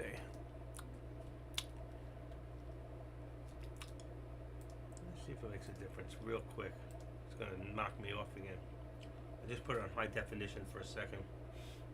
See if it changes. It makes it clearer for me. I mean, I can see it better with the high def on my side. I need to make this monitor a little brighter. How do I do that? Let's see. Somewhere in displays. That's not it. Display.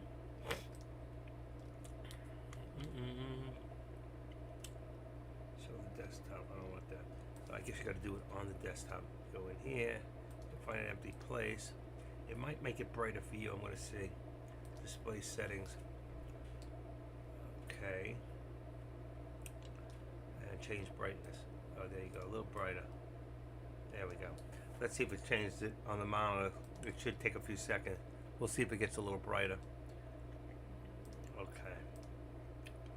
It might have. I think it did. A little brighter for me. I can read the words. All right. There's very little going on right now, like I said.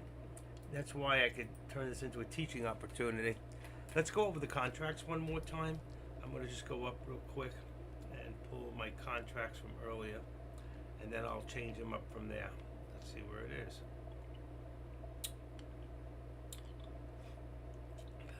Hour was yesterday. Here we go. Active trader. 11:19 a.m. Let's see if anything has changed since then. All right. I'm going to put it in here for now. Let's see. I'll have to go back and forth. Let me do it in here. We'll do it from here. Trade products. Come on. Open up. Okay, SPY on the first. That would be 405 and 404. So let me see what I got here before I got 405. I got 405 and 404. They're still the same. So if that's the same, then SPX is the same. Tesla might have changed. Let's see. Tesla would be February 3rd, 175 and 172.50. 172. Okay, so this becomes, the call becomes 175, and the put becomes 172.50. There you go. There's your contracts. There's the change, slight change, not much on the rest of them. They're still looking fine. And let's see, bingo, I'm back. Okay, look at that. I turn around and, oh, that's why Tesla's still up there. I don't want it up there. I want SPY up here. There we go. I was gonna say it's coming back up, but it is coming back up. That's good. I've had to change this twice. So let's just leave it off. We still got to hold at 403. That's the lower bottom. Let's see. We're going to make this now 404. We're going to bring this up a little bit. 1, 2, 3, 4. Okay. Bingo. 104.4. And let's bring this up to, just for shenanigans, let's give it a little push to 75. It's not really there. It's at 50. But we're going to give it a push. All right? We're going to do that for Wild Boys, who's looking to push this thing up to 410. And usually when I put those lines there, it goes there. So let's see. We didn't have any, what do you call that, resistance at the 13. It did go over. So now we're trying to make a new resistance at 75. See if we can get up to 405. That would be the next, because your VWAP is at 405.10. So we can tell just by that right now our upper target would be, yeah, we're going to do that in there. Bingo. Edit this. Let's make it 405 for right now. Let's make it 405.50. I want to push it even higher. All right, that's where we want it to go. Right, upper boys? I mean, Wild Boys? Target. All right, we're going to show this on the right. We're going to put this into a color, that resistance color, which would be, I want it bright. There you go. Okay, and chop the lines. There you go. There you go. There's our upper target. That's perfect too. Look at that right there. So I said at 405.50, we're looking to get back. Our resistance right now is, I was right. I told you if I push it up, what would happen? It would start to move up. You like how I do that? I have a thing with God. We talk a lot, you know. He says, active. Where would you like to push this up today? It's just a game. That would be great, wouldn't it? My plan was to grab it now and get a push above to VWAP. What did I just do for you, buddy? Come on. Watch the tape there as long as it holds the profit. We get a hard rejection. I'll stop out. It should still be in the money. There you go. There you go. What happened to yesterday? These yesterday's contracts today? I know you held two yesterday, right? Is this yesterday's contracts, or did you get out of those already? On the high of today. What was the high of today? Did I hear, I don't know how many people were listening on Zoom. Wow, it hit 406.42. I hope you got out on that contract from yesterday. Did anybody listen to 8K? He said, what's his name said to him, he goes, why can't you get that in the basket? He goes, man, I did 2 bowls this morning. 2 bowls. I smoked 2 bowls this morning. Did anybody catch that? Or am I crazy? I was going to go back and save that and get it back on the tape. He said, he goes, man, I smoked 2 bowls this morning. I could have sworn that's what I heard him say. I was laughing. I was on the floor laughing, man. That's hysterical. I never heard him in 5 years talk like that. I mean, cool if he did. I don't care. I'm chat police. I'm not the police. Ah. Besides, I smoked pot before he was born. He must have weak lungs. No, but you're right. I got COPD. I smoked plenty of shit in my day. Why do you think they call it crack? Cracks you up. I could have sworn he said that. I should ask him.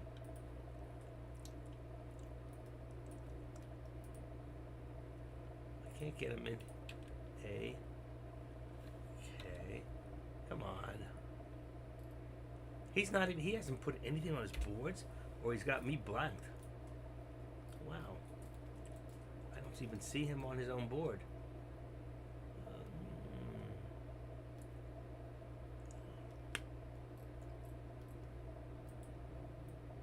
That's weird.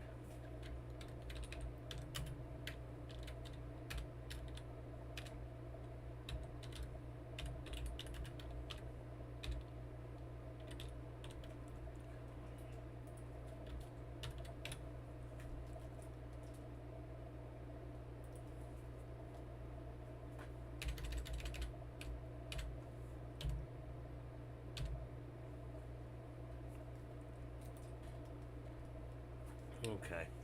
I don't know. I was going to see if I can get him to answer, but I can't. He has not written anything on his own board. I can't even get his name personally and privately to ask him. That's weird. Nothing by him. That's just very strange. Okay. Nothing. Nothing. Oh, what are we going here? Let's see if I find him this way. 8K, there we go. I want to ask him.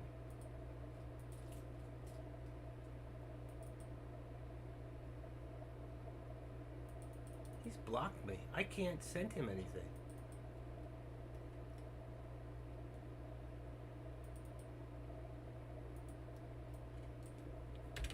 Huh.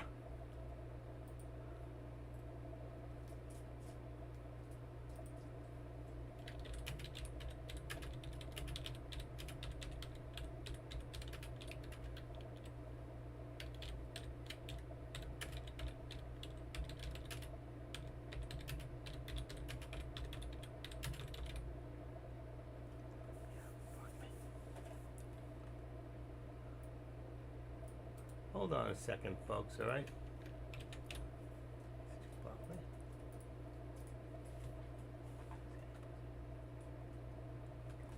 Hold on, folks.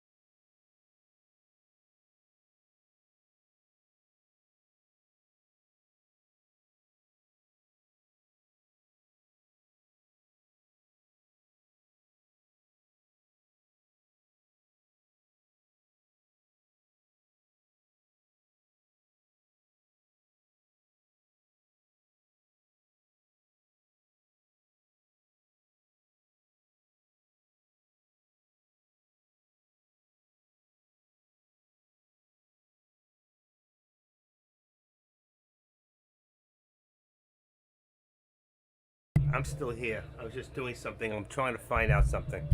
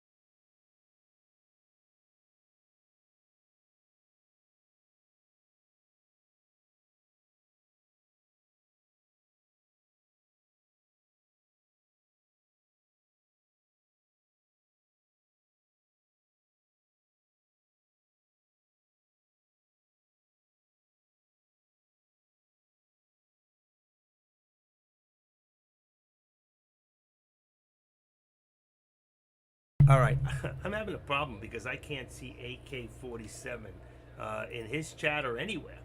So I'm trying to figure out what the problem is or why. Let me just take one more look at something. I may have. Did I ban him? Did I ban him? Okay, here we go. Let's see if there's any. I can't even get into him. See, like somebody else I can get into, I can't. When his name pops up, I cannot get into him at all.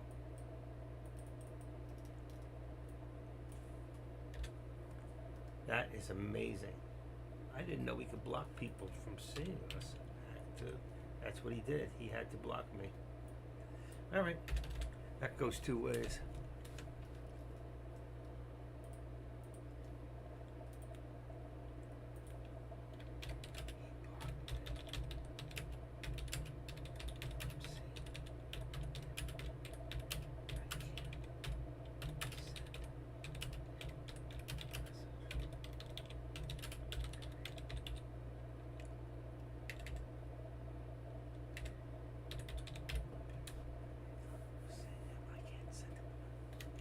All right, I was just talking to SkyChimp to find out what's going on or why. Nothing's happening to Spy anyway at this moment. Okay, there's another way in here. I'm gonna hit him up somewhere else.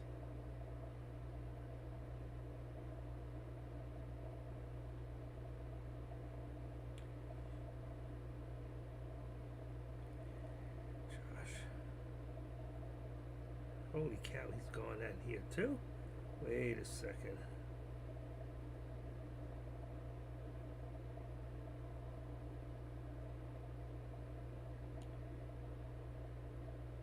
This is amazing.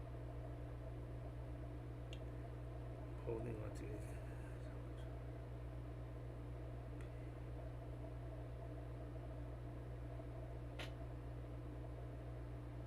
How is that possible?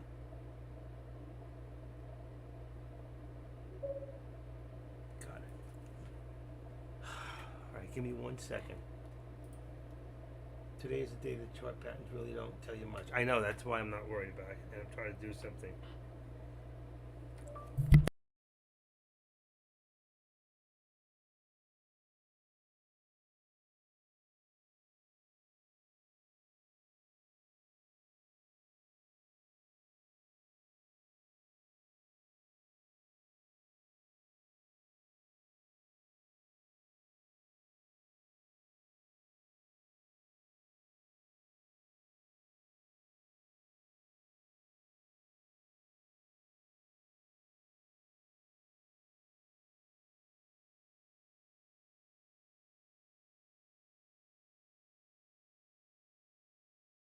guess there's a way that you can block people where, let's see, where you don't have to see them.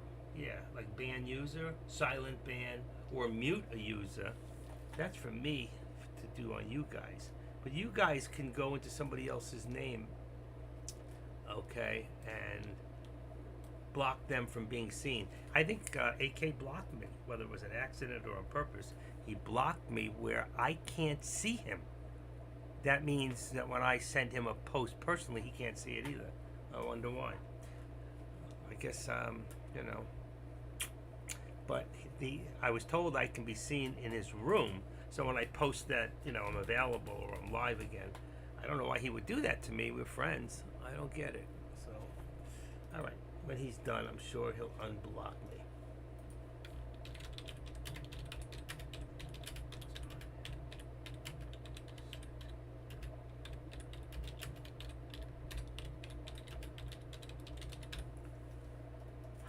Okay.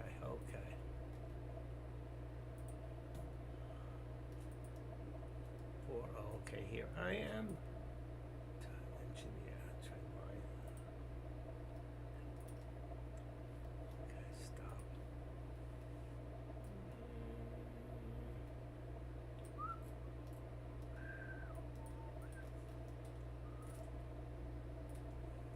Boy, I wish something would happen till 2 o'clock, man. That's what this is what we're stuck with right now. Is what's going on.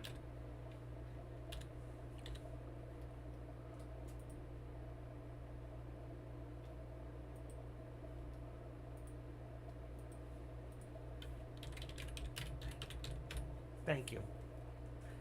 He did have me blocked because he just unblocked me. I don't know why he did it. That's just really weird. He had me on mute. He got caught. I don't know why he did that. All right, but I got my message through. See, now I should be able to go into his room, put up 8K, and then all his messages will come up, and nope, still none. He has no messages. What about alerts? Nothing. Profits? I don't know if he does profits. Somebody came up. Let's see. Okay. Yeah, other people come up, but he doesn't. He doesn't put his profits in there. All right. Arsalan, I haven't seen him around. Wow, is he back? Anybody know who Arsalan is? Oh, that's from, wow, I knew he was gone. Arsalan. Boy, this is old stuff. This is back from 6/22 in his room. How could that be? 9/22. Wow. Unbelievable.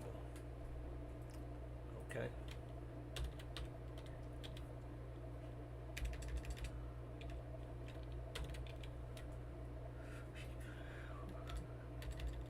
I see him now. All right.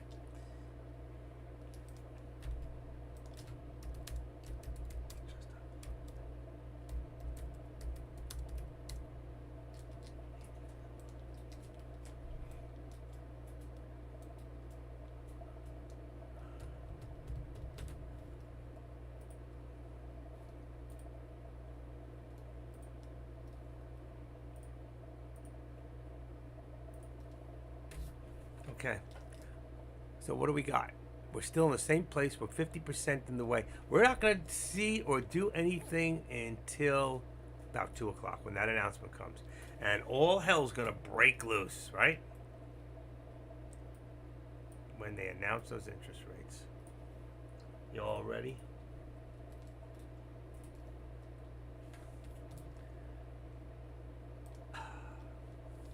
Are we ready?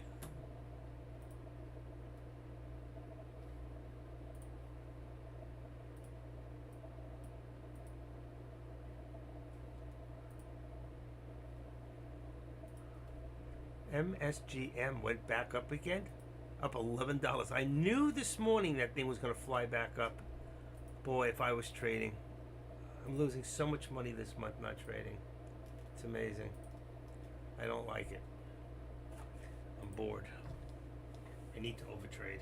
Today is the day that the chart patterns really won't tell you much. Powell tells it all. Yeah, he's a great guy. I'd love to sit there and smoke a cigar with him. Oh, I quit smoking cigars years ago. No more Monte Cristos. Okay, I got plenty of cigar boxes empty to prove it. I love my cigar boxes. I've got a Cuban box, and I smoked every cigar in there. I had a whole box, and it was real. And they were unbelievable. I only gave one away. And the box was missing one when I got it. I paid like $25 at the flea market. What a deal. From a Cuban girl. But they were real. The fake ones come in glass. These were the real. These were real. I was impressed. Okay. Who's here today? We're gonna take, what do you call it? Kate's here. Dazzle's here. Baser. Trader. Lucky 13. Have you gotten lucky lately? Kate. Isaac, fund manager, Eric. There's a bunch of people in here, you know? She-Hulk. Come on, you guys got any questions about anything? Ask now. This is a great time. Good time for training, teaching. I mean, I went over a lot of stuff this morning from stop losses. And for those of you that weren't here this morning, that missed the lesson this morning, you should definitely go start from the beginning and learn on stop losses. And I told somebody yesterday I was going to give this lesson, and I saw that they weren't even in the room when I gave it.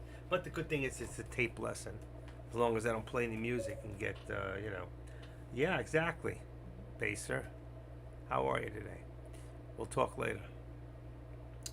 But again, like I said, some good lessons this morning. There was 3 good lessons. How to use how to pick which option just out of the money. We always want to pick options that are just out of the money on today's date. And as far as the what do you call it? The theta going up or down, too fast, too slow. Just check your options if you're in them.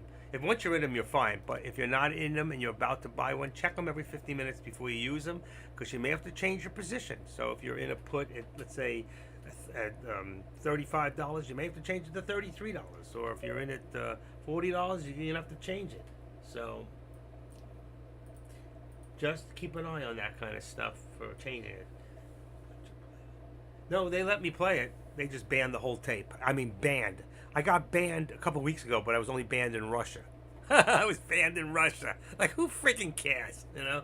But I told you guys yesterday when I played a few hits, I said I'm going to get tagged. I hit a Bob Dylan song for about 10 seconds, and that's enough right there. So they banned me. I mean, it was the biggest ban I ever got on a thing. I just erased the whole video. I could have left it up in Tradecaster. I saved it as far as, let's see. Here it is. Let's see if I can watch it. Because I took it. No, it says video unavailable. I got rid of it. So you can't watch it. You cannot watch it anymore. I can't even watch it. I just deleted it. I got angry. I should have left it because there were parts in it that were good, but I didn't care. Yesterday wasn't that great of a night. I have plenty of videos. In my video library right now, I'm standing at, let's see how many live does it say? Manage videos. Let's see if it says how many videos I got. Live. Come on. Here we go. 184 views from, that's just today. Shows how many views I got today, February 1st, live now. How could that be? 185. Oh, today is the 1st. Oh my gosh, what's wrong with me? Then the last video was January 26th, 370. If you want to see a good video, I can put it in the views. The best videos that I've had so far were, ready? November 3rd. If you can go back and get November 3rd, 1,000 people watched that. There's a reason why so many people watched it. November 1st, 746. November 7th, good month. October 27th, 700. So I've got a bunch in October and November that are the highest, all over 500 views. So go back to October and November and watch some of my videos if you haven't, because there's obviously a lot of good information, and when people find out, they go crazy, you know. They go crazy with that stuff, and I get great views. Okay. Let's see, where am I now? All right. And just a shout out to those of you in YouTube. I know there's 22 people watching in YouTube. And Edgar, you're very welcome. You know, I try to help, and I'm here for everybody who needs that help. All you gotta do is reach out. Plus, if you want one-on-one, I do call and speak to people one-on-one for $35 an hour, which is half of what AK-47. Deck used to do it for about $100 an hour, but I don't think he's worth it. Just kidding. He's worth it, but you know what? I can give you the same amount of stuff and give you the same information. You know, what's going to make you a good trader is practice, because I can teach you how to set up charts. I can teach you how to read the charts. And a lot of you don't know how to read charts, and that is a problem. A lot of you are not putting up trend lines. That is a problem. You will find that the most successful traders in here do trend line. They do put their support and resistance. They do what other traders don't want to do. And that is the definition of successful. Successful people are, unsuccessful people don't do what successful people do. So if you want to be unsuccessful, continue to do what you're doing, or make a change and do what you should be doing. And you know what? My first year here, I spent, watched 1,000 video hours, you know. I picked brains. I wouldn't leave Deck alone. I mean, I was always hitting him in the background. I don't know how he didn't get tired of me. It's pretty cool. So I guess instead he made me a moderator. He figured he fed me all the information that he knew, so now he might as well allow me to do it for somebody else. So one day he just made me a moderator. I was only about 1.25 years in this room, you know. So things do happen. I didn't ask to be a moderator. It just happened. If you want to know about just won't happen. 403? I don't think so. 403 bounce? It just won't happen until slippery causing FOMO. Well, 403 is gone. You mean 404? Why 403? You grabbed it at 403. Call for 337 expiring today. Take my chances. 403 call at 337. So let's take a look. 403 call. There's your 403 call right there. Isn't that nice? Look at that. And if you grabbed it when it's out of the money, look at it now. All right. So you grabbed it at what? 337. So you're up 20 cents. So you bought it down here and now it's up here. Nice. 62. You see, when it starts going in your direction, the delta goes up. When you bought it, the delta was probably about 50. So that was perfect. That was real good. So you're up 20 cents, right? What did you say? 337 expiring today. It was a call. 403. It's 367 now. 365. Wow. You're doing good. It's getting better all the time. I used to get mad at my school. Right now, if you're looking to get in, which I don't know that you should wait for a pullback first. You want to get in right here on a 405 on the call. And if you felt the put was happening, here's at the money. You see this blue? That's at the money. This is out. This is in the money, and this is out of the money. But that's at the money. You don't get to see that too often. So that is at the money. All right. So just letting you know. Those are the three. And here we go. We got to get over this right there. This is where we got to get over right now. It's 405. Remember I told you before, so I put this up at a 405.50, but really it was here. That was the target, and we're about to hit it. 405. All right. So truthfully, if I move this up a little bit, our resistance is it's right at the VWAP. All right. I'm gonna leave it at 97. Let's see if that's where it's at. 97, 92. Let's leave 95 resistance. We're gonna push right through it anyway. You all ready to make some money? What is the theta and double rule? One is double the other. Right. The theta should be twice the delta. All right. The theta. All right. Theta should be a minimum of 2 times the delta. Okay? And who taught you that? I did. If we can slow squeeze over the wheel up over the happy camper, there you go. And just to show you, that's not it. If I could just to show you right now, 50, and what's my theta? 252. So it's even much higher. This shows the rate of how this is either going to go up or down. Okay, right now it's a little high, but it's not that high. It's perfect at this point. But you see, if you go down to these contracts, you got 22 in the delta. Still, everything is perfect. These are all today's contracts. There's nothing here you got to worry about. Okay, as long as you got a 50 or 60, any delta that you got is over 45 and up, you're fine. Don't worry about the theta. It's too early. Worry about it at 3 o'clock, okay? Don't worry about it now. Don't listen to these other people who don't have one clue what they're talking about. Seriously. I won't mention Deck's name or anybody else's, but they have no idea what that all means. What makes me so smart? Because I study this stuff, all right? And I trade it, and you know what? I know it works. It works. Don't get nervous. Don't get worried. And right now, 174.85, 174.90 is the actual resistance on Tesla.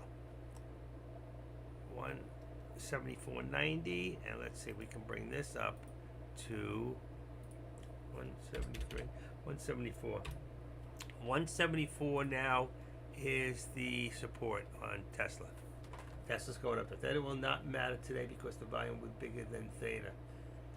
Theta will not matter today because the volume will be bigger than the theta. Yeah, as long as there's volume there, the theta is not what you're worried about. Worry more about the delta. The delta is what's going to pay you.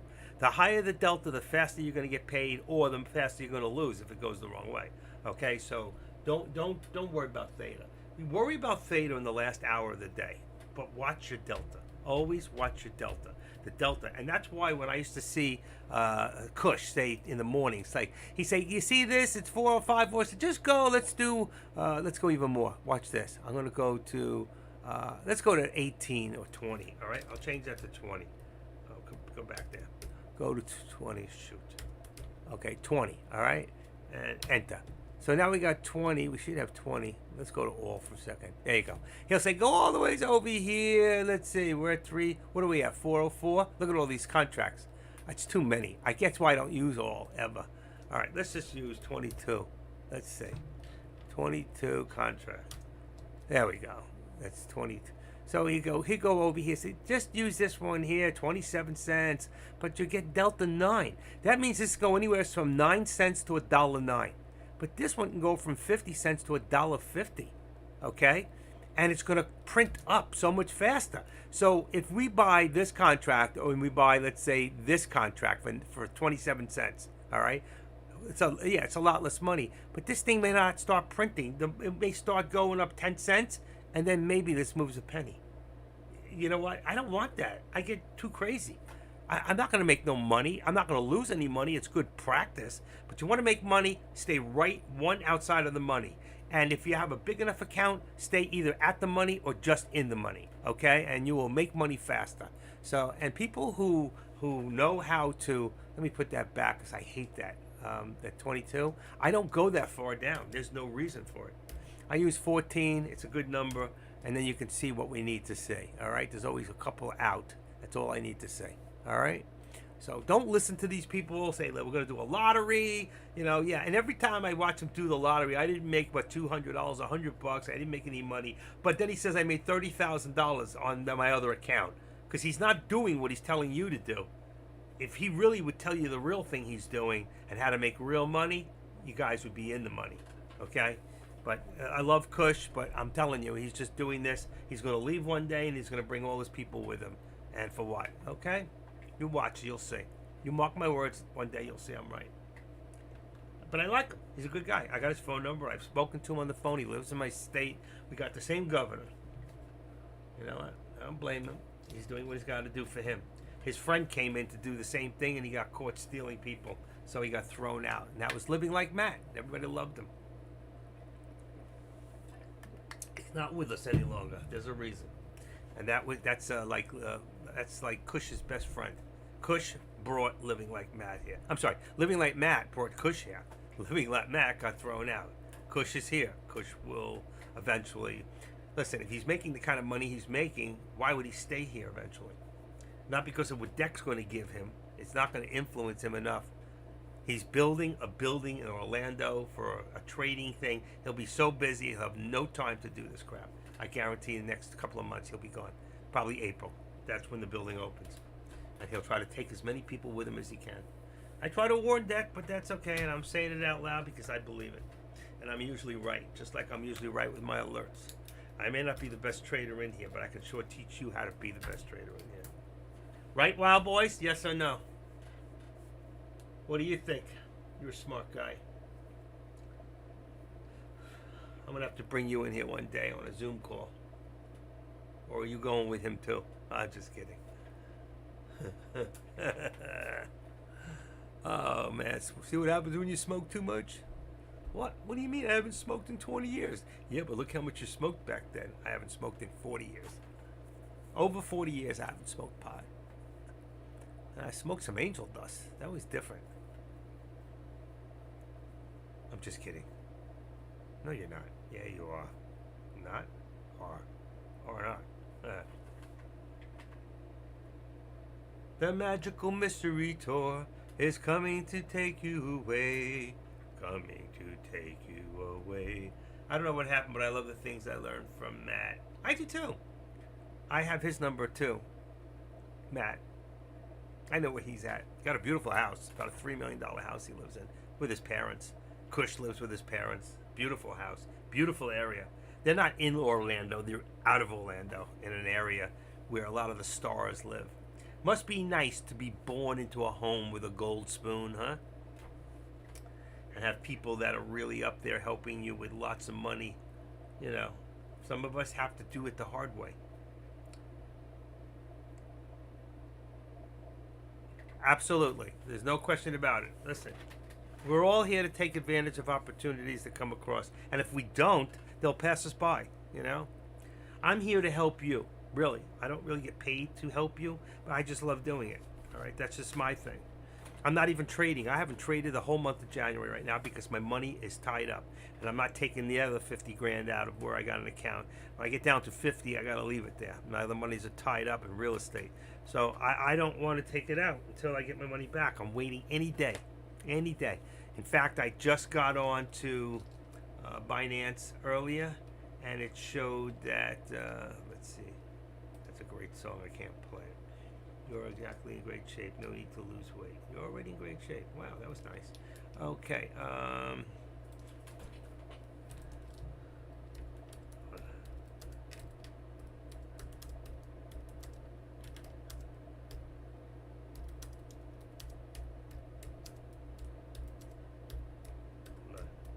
Talking to my girlfriend. She's the best trader I know. I traded with her some crypto options. She showed me I made about $700 in 3 days trading, and she made $200. She made $100,000, $100,000, and the last day in an hour and 15 minutes, $200 and something thousand. Crypto options. She's teaching me a formula, but if I showed you her picture, you'd hate me. I don't know what she's doing with me. She's like 27 years younger than me, and she wants me. My wife's not too happy about this.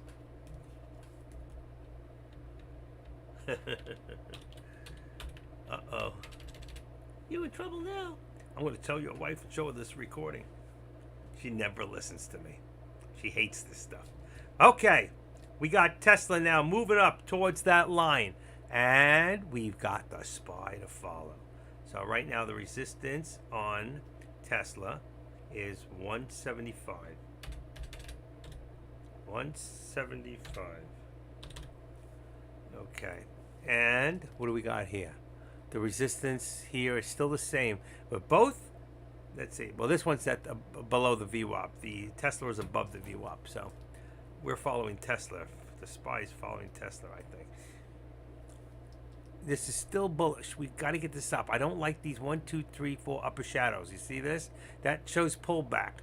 And we're going to pull back probably to about 404.67. Oh, we're at 77 now. I wasn't even watching that. So we're going to pull back right there, 58.60. We could pull back to the 13. All right? So let's see what happens. Or it could go for 8 or 9 more minutes. We're on 3 minutes. Let's see what's happening Let's see if we look at 1 minute, and you'll see. Wow. So you got 1, 2, 3, 4, 5, 6, 7, 8 touches. Didn't work. Pull back, spring forward. There's still not enough, not volume. That's the problem. Right here, you got 50,000. You got 36,000, 36,000, 16,000.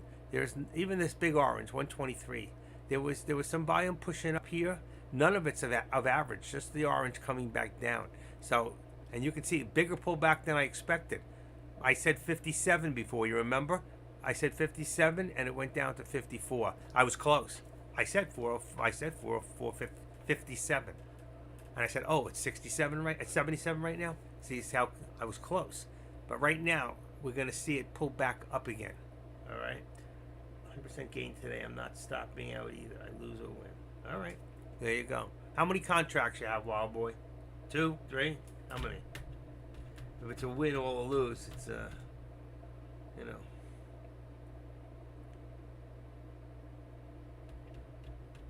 I'm going to say 3. What does he say? Come on. How many contracts? How many? Be honest. Come on. Give us a number.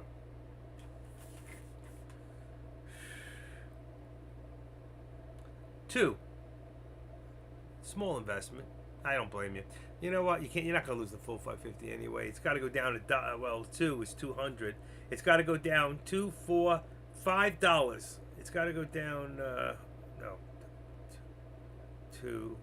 $2.50 for you to lose the whole thing. It's got to go down $2.50 for you to lose, and right now you're in the plus, so you're good. I think you're okay. I think we'll see it go back up to that upper VWAP plot. We gotta wait. We got 15 minutes until the speech. Speech. Okay, big pullback on Tesla too. When the SPY pulled back. Why? 1239. Let's see. Looking at Tesla's recent unusual options activity. Let's look at it. What does it say? Look at it. Unusual. Here we go. Retail traders should know. We noticed today that when the big position showed up. Let me see something. Can I copy this? Yeah, I can. Hold on. I'm going to see how much I can copy of this. I can't get it all. Oh, I can. I'm just going to give you part of it. Ready? Copy. Let's see if it comes on here. I don't know if I got the whole thing. Someone with a lot of money to spend has taken a bearish stance on Tesla. And retail traders should know. We noticed this today when the big position showed up publicly available. Options history that we track here at Benzinga. Whether this is an institution or just a wealthy individual, we don't know. But when something this big happens with Tesla, it often means somebody knows something is about to happen. Or they're trying to make something happen. So how do we know what the whale just did? Benzinga's options scanner spotted 237 uncommon options trades for Tesla. This isn't normal. The overall sentiment of this big money trade is split between 41% bullish and somebody just moved me, and 58% bearish. Out of an all special options, we're uncovered 91 are puts for totals. Now, if we go here real quick, and that affects the whole market. When this news just came out, that's why everything just dropped. So let's go here. Let's go back down to Tesla. Let's drop this to the bottom here. You see this? 500 in puts. Does it show percentage here? 96.30, 261. Here it is. 61, what did they say? 41.58. It's up to 61. But you can see here. So the calls went bearish all of a sudden. Uncommon options. This is normal overall sentiment. This big money trade is split. 91 are puts for a total sum of 8.5 million, and 146 are calls for a total of 8.5 million. That's a split. So, what's the deal? Don't listen to shit. Well, Benzinga says the print news is shit in their direction. They caught. Yeah, they just did. That's not right. I agree with you. And that's an equal amount in both directions. It shouldn't have made a difference. If you have 8.5 million in one way and 8.545 in the other, that's nothing. That is nothing. I like Benzinga's a lot of the stuff that they do, but not their news. But their news, by the way, is the news that Thinkorswim uses. You have to realize that is the big news behind it. Okay. But that's just your opinion, Wild Boy. I don't know what to say about all that. Sometimes they're right on. But you're right. They do a lot of trading. I listened to their whole speech one day, and at the end, they tried to upsell me on something, and I said, "Thank you. Have a nice day. Bye bye. So long." You can't sell me. I have to buy it. You can't sell me. I want to be sold, but they didn't sell me. I can moderate them. This move is bears trying to get a dump before the rate is out. Well, you're probably right, because it's going the other way. They got to get out there taking a loss. Just like you remember when GMC and AMC made stocks that were being heavily shorted, the most heavily shorted of stocks, go the other way. What happened to the big bond companies? They were forced out after losing hundreds of millions, maybe billions of dollars. So it does happen. Temporary movement. I agree. And there it goes right back up again. So I agree. And that's why I'm not even going to bring down. In fact, I'm going to bring my support up a little. Let's bring this up to 25. Let's say 25. Okay. How do you know that? I just do. Bingo. Watch. Right on the nose. Boom. Perfect. 1, 2, and 3 tail. So you can see we're getting closer. We're going up. We'll see 405. Upper target 405.50, but it was here first. That was the 405, and then of course later on 406. Let's see what happens. Is the announcement on yet? Not yet. 10 minutes. Anybody have the actual announcement? I'll put it on. Let me see. Fed's announcement.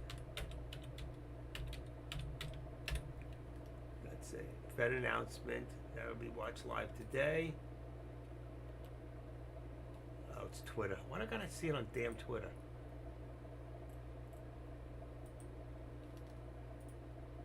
I don't want Twitter.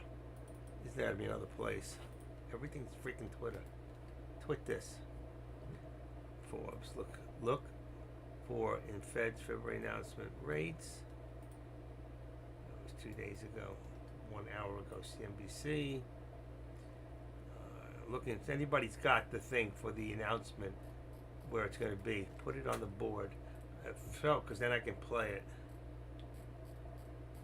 I can put it up live when it happens.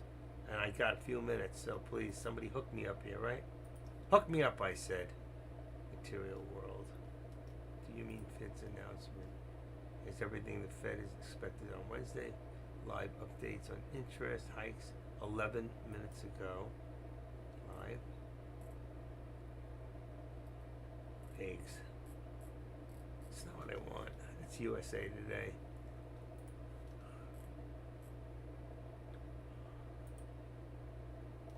Okay, news and events. Speeches, press releases, speeches. There we go. Watch live February 30th. Okay. FederalReserve.gov. I got this. I think I can do this. FederalReserve.gov. Okay, let's go back in. News and events. 4:15 p.m. Assets, liabilities, commercial banks. News events. FederalReserve.gov. Press releases. That's not what I want. News events. So it's going to be / news events .htm. Okay, there we go. So all I can do is take this and put it in here like this. Watch. Then when it comes on, I just do this. And it should give it to me, right? I'll have to put the sound on. It's not on yet anyway.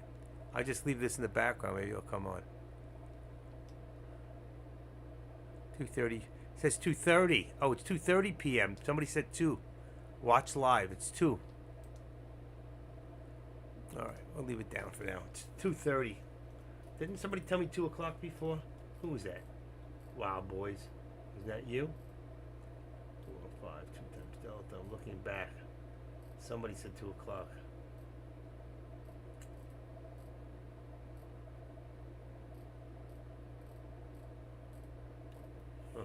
I can't see it. They erased it because they were wrong.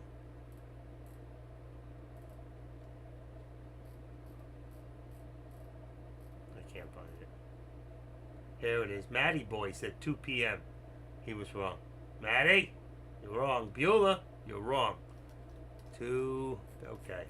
I take it back. It wasn't Wild Boys. He doesn't watch TV. Okay. Feds meeting here live at 2:30. Okay? There you go. For right now, it's not possible. You'll probably use mine.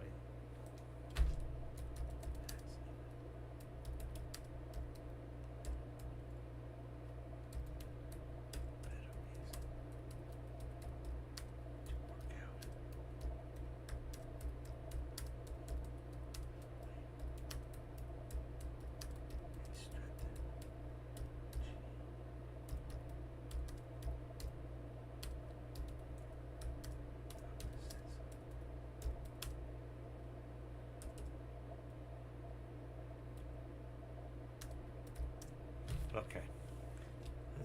Can't hear.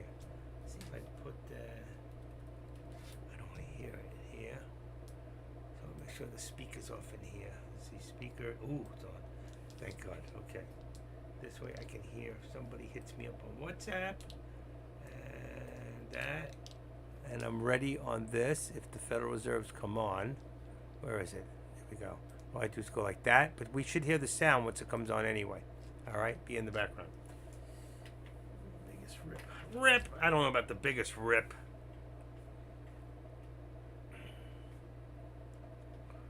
Rip. Let's see. Don't I have that rip bell? Wait a second. Let's see. Let's see if I can put the rip bell up. Ready? Come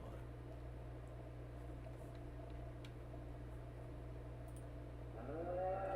Let it rip.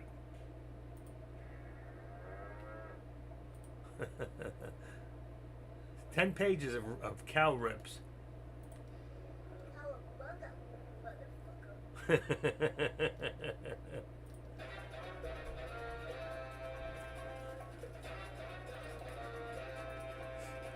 Anybody wants to have a lot of fun? 10 pages of cowbells and other shit. There you go. Have fun. Knock yourself out. It's great sound effects. AR! Don't you run away. Ask a question. I saw that.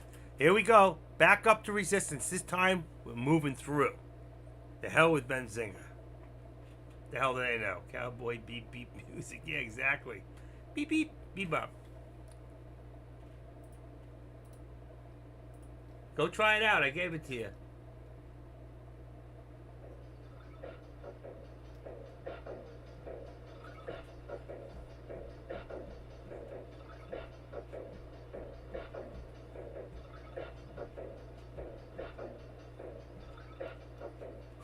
Doesn't stop. Polish cow.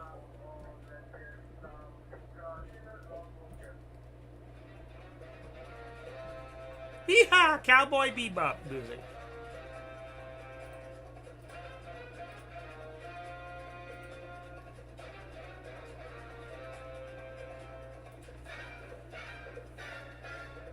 No. I can't. I'm not trading. My money's. I'm waiting for money to come back. I got $50,000 I sent that to Binance to trade through DBEX, and they held my money.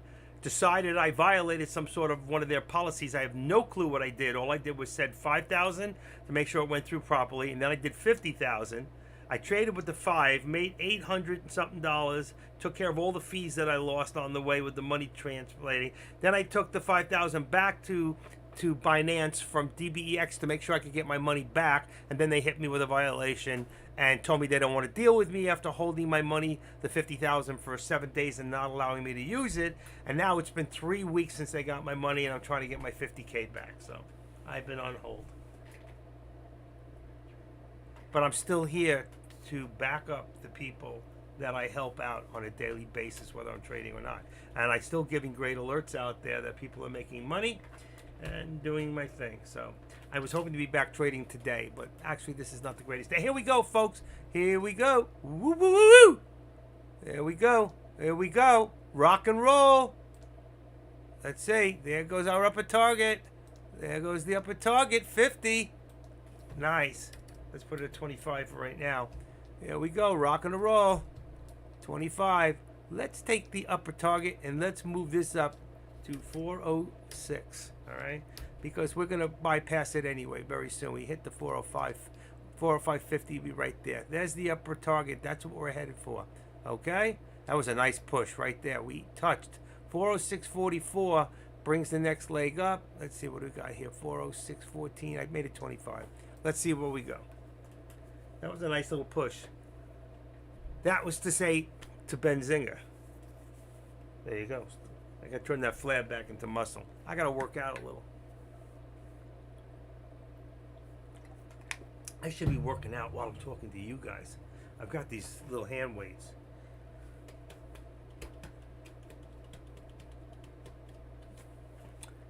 Oh my God, look at that dump. Uh-oh. Oh, that wasn't good. That wasn't good at all. That was like total manipulation there. Somebody just bought a whole bunch and then sold twice as much. That's what they did. So if you look here, you got 295,000. 275,000 was probably one person. And then here you got a drop of twice that. 500, 600,000. Look at that. They got scared.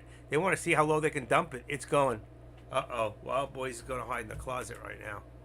Oh, I don't like that at all. Look at that. 2 o'clock? What happened? Feds aren't on. They didn't say anything. I don't like that. That wasn't nice. Okay, what do we got here? 306. That thing just dumped. 350. Wow. It just dumped 50 points. That was scary. Nothing. 230. Why? Is that speculation of what's going to come? It's like, whoa. Look at this. Look at this. Look at this manipulation right now. Look, look. How many shares? How many shares? When that thing hit the bottom, what a call that would have been. I hope some of you got into that. Meeting minutes come out at 2. Oh, is that what it is? Oh, so they're out. What are the minutes? Does anybody know? Does anybody know what the minutes say? You can get them minute by minute. Let's see. Where do I got it? Where do I got this? What did I do with it? You can do arm strength.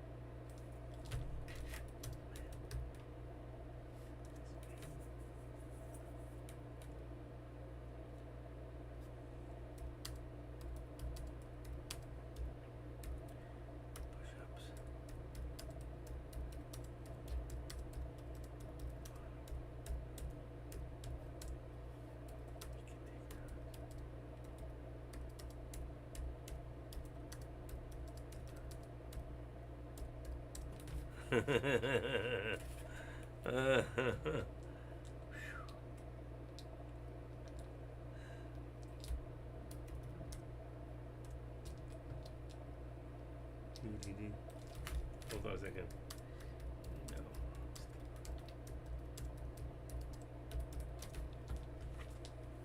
No. Okay. Let's see. Where am I? Where am I? Where am I? Okay. I'm talking to somebody in Tampa. What do we got here?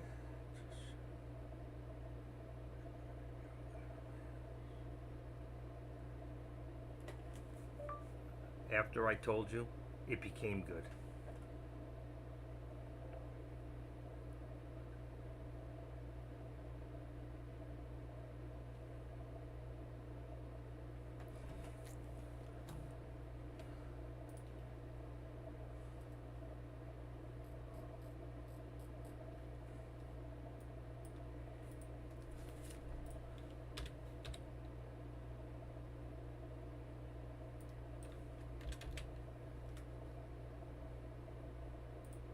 Hold on 1 second. Something wrong again. Okay. Yeah, I'm good.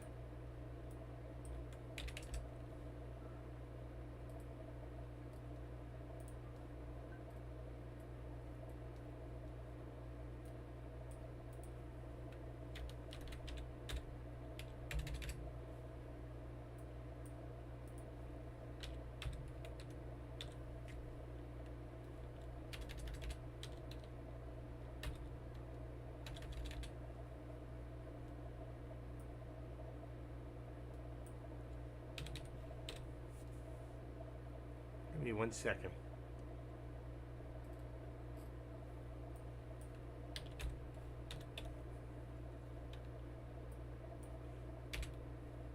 That's too weird. I cannot see anything of AK-47's own stuff. Live. Okay. It's not a terrible dump. No, it's a manipulation down and up by somebody who's controlling a lot of money, about over 20 million, maybe 200 million.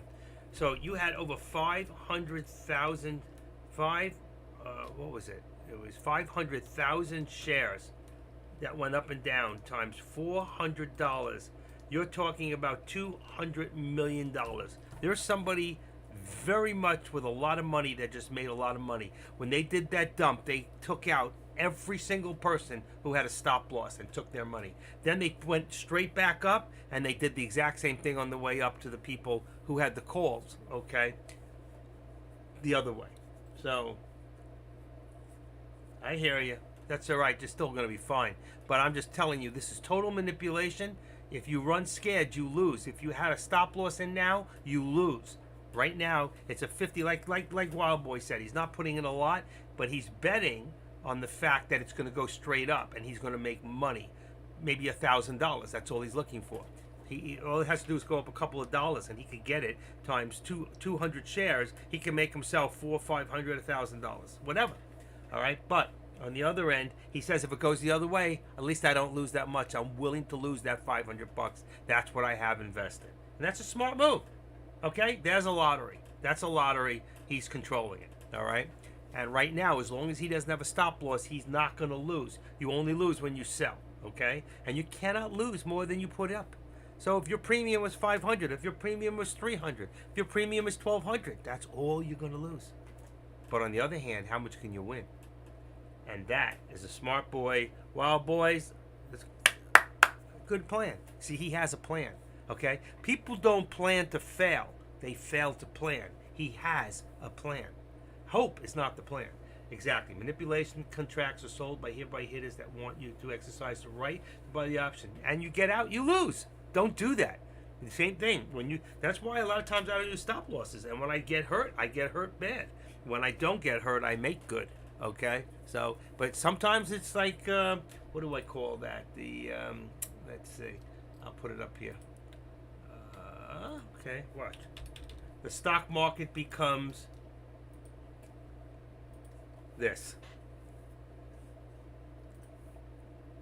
On the way back up, on the way back down. It's a freaking roller coaster. Come on and take a ride on the...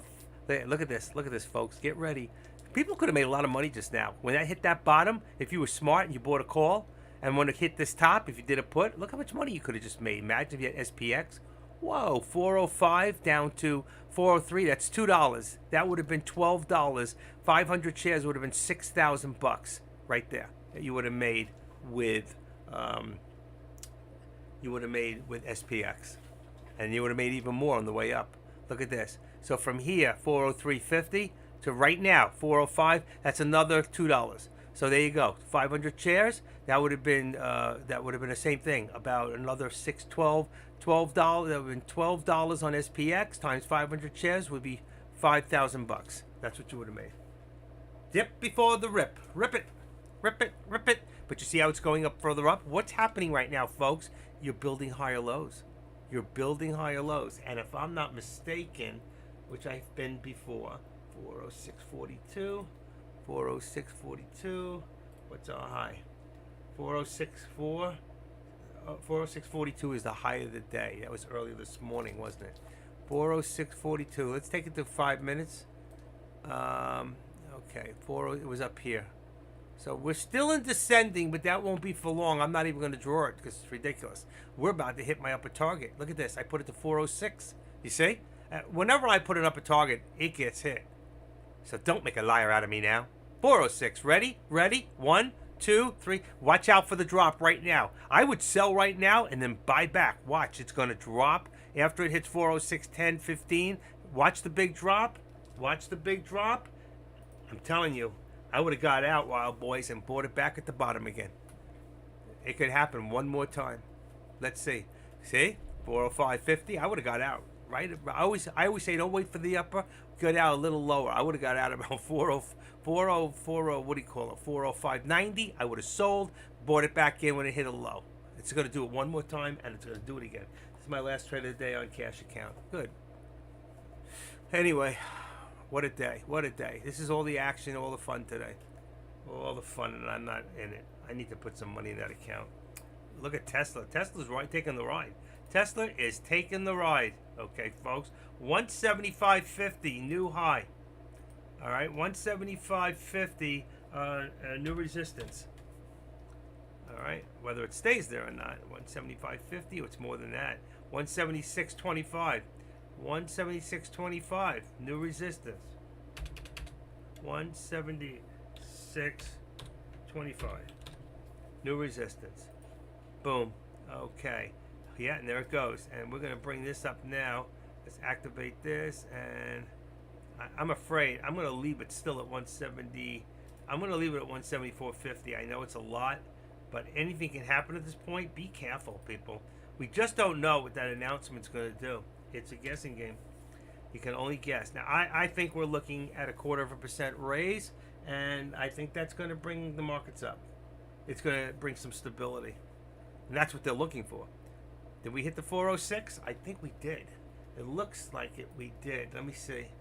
High of the day, 406. Nope, 42. Still hasn't hit a new high, but I think it did hit the 4 right there. It did hit the 406. You see that right there, right there. Hit the 406.02, something like that. So that's where I would have sold right there. That was me. I would have sold out, and I would wait till it hit the bottom and bought it in again. But it may not. Look at this thing go. It's getting ready to take off. That's on 5 minute. Let's go back to 2 minute. Same thing. 1, 2, 3, 4. Straight up. 5 minute is how you trade. It's going up. And if you look right now, everything's going to be up. I don't care if it's 1 hour. I don't even have to look at them. 15 minutes, it's all going to be up. So keep it on the 1 minute. We can see what's happening minute to minute. We're going to see all the resistance here until we pop over and form a new. Okay, let me keep this thing out of there. I don't really care. I'm going to bring this down. Let's do this. Bring this down a little bit. We've got everything we need to see here. Okay. All right. My new upper target is going to be, all right, 406.50. Let's say 406.25. Should be right above that line. It is exactly where I wanted it. Because your upper VWAP now is your 406, and that's 25. Perfect. And look, if you look at our resistance now, all right, you can edit that up. Just look at it now. So it's 406. Let's say 406 for right now. Let's see where it brings us. Could be higher. 406, perfect. And that's going to bring us right there. We're going to keep the VWAP. All right, so I'm going to make this 404.90. I think we're going to leave the VWAP as the support. See, it puts us right on it. I don't like to do that. I'm going to drop it a little lower just for those purposes so we can see the VWAP itself. All right? We're right below it. It's really maybe above it. In fact, you know what? I'm going to make it 405. It's really 405. I think it's more true. You know, that's just the way I do things. That's my tweaking of this whole situation. I've been right so far. I believe as of now the shorters are just scalping, helping dip buys. Yeah, probably, but that's the small stuff. That's not what you're worried about. Who's ever doing this and who's ever doing this, this is 1 to 2 people doing this right now. There's somebody controlling $10 to $20 million worth of SPY shares. Not even to talk about the options. And they're watching the options too. They watch the options. If the options go one way, they go the other. They can take money. And they're doing options too at the same time, believe me. They're not just doing, these people are so advanced. They have so much money. It's sick. It's like, why would somebody spend $200 million? Why wouldn't they just do the options? It's like, it doesn't make sense to me. I have so much to learn. I'm a child. I understand.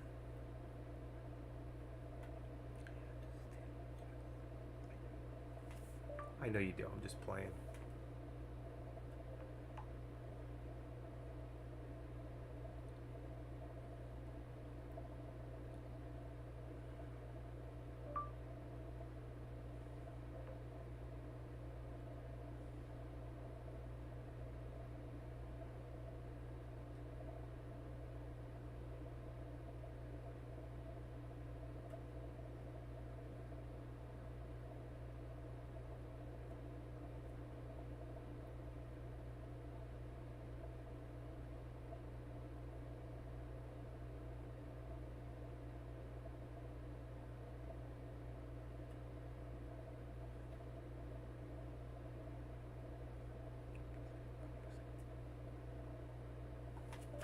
very strange, but I cannot see you, what you write on the board. It's all blank to me right now. I don't know why. But after I told everybody and I said to you and told SkyChimp that I feel like I'm blocked, it came back right after. I wrote you.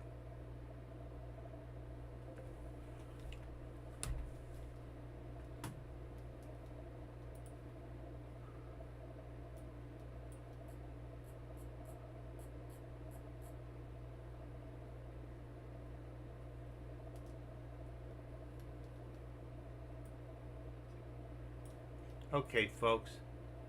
Okay, Deck's waiting also. We're all waiting patiently for the announcement in 15 minutes. It will become live over here. All right? It will be live.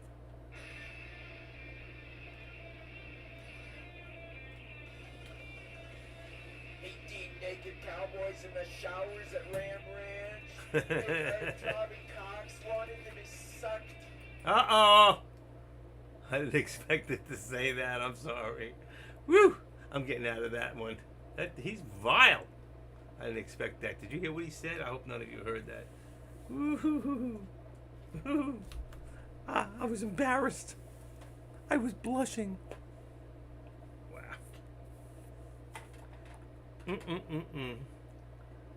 I hope nobody heard that. Wow, I'm sorry. Like that's on the tape.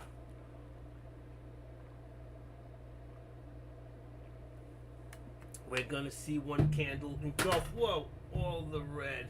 All the red. Alright, let me get my water real quick.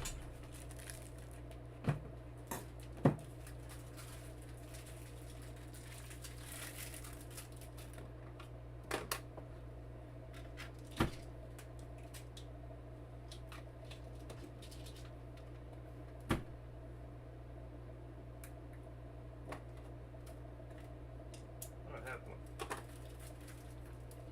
Good enough. Alright, I got my water. I'm gonna have I didn't eat much for lunch. I had one slice of pizza.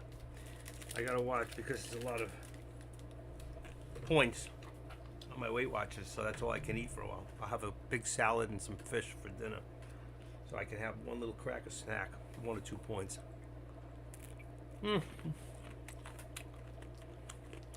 Somebody, if they're patient, and you've got to be patient, folks. You've got to be patient. Just remember, whatever you're watching right now, whatever you're seeing happening right now, you need to remember what Warren Buffett says.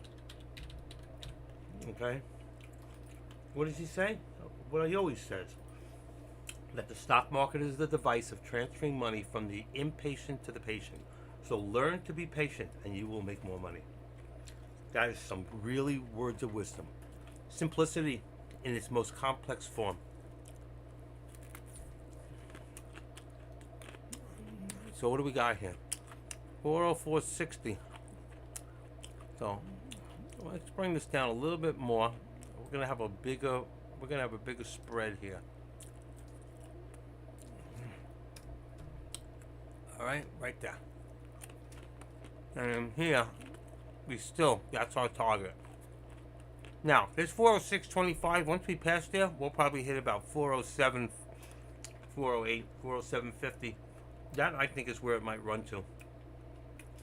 We'd have to go back to see that. Let's go 10 days. What do we got? 408.16. I'm saying 405.91, 407. 407. Anyways, between 407 and 408, we could end up, okay?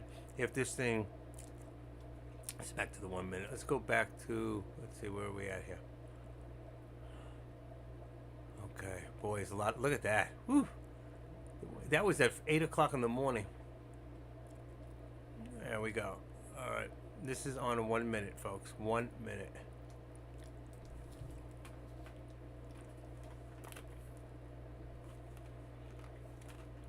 Wow.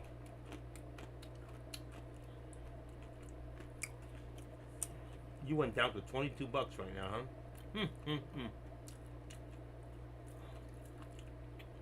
I told you I would have got out at the top and bought back at the bottom. That's just me. The rest is greed. Only take profits when you have it.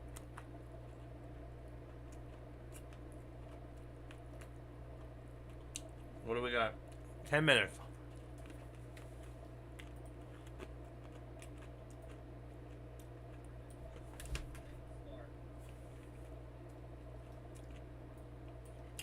Is he trading? Deck's down $3,500. He's showing off is what he's doing. I really believe that. He knows better than to trade right now, unless he was in this trade from earlier. He's got 20 contracts at 767 or 5 something. He's down $3,500.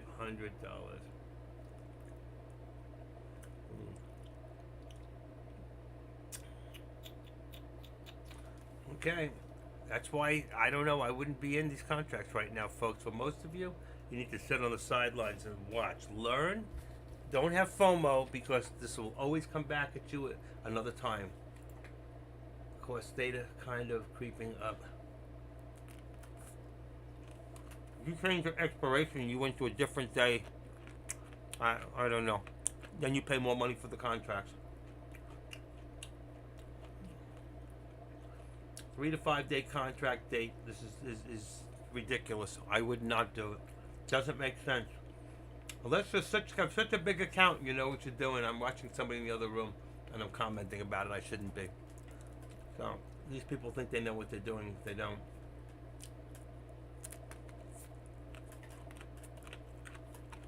If the announcement is at 2:15, 2:30, then this is all going to be over by by 2:45.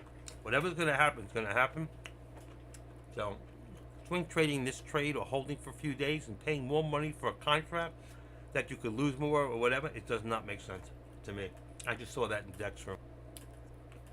So, that's my opinion. I'm entitled to it. You can either agree with me or disagree, it doesn't matter. If you don't want to understand what I'm talking about, somebody just said, see if I can get it to slow down. I can't. Yeah, I'm out as of now.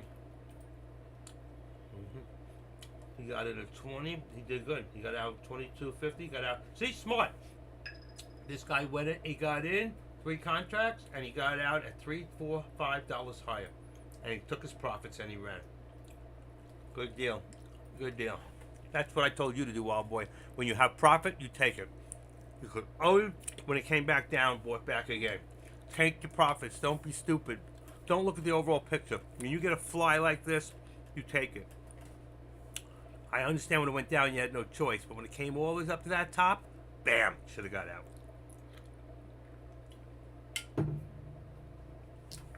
I got 100% stop loss.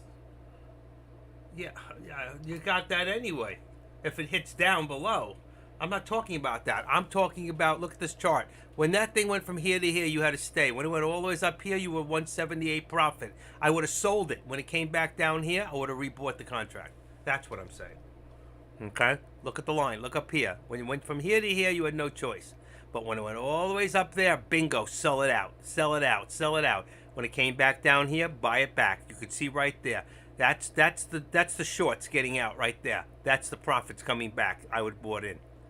Okay, but you said you only had one more cash deal in there. Okay, listen, you can wait. I got you. Like you said, this is your last trade. So obviously it's a small account. You don't have much in it. I got you. You can't go in and out all day. I always keep, I have a non-PDT account when I have my account. I never put in less than 25 grand, so I can buy in and out all day long. So I look at it a little differently. So I understand. I understand. This is a small account for you. Sorry about that. My internet off at the moment. 18. Okay, sorry. I know I saw you in for a few minutes this morning. That's why I didn't understand.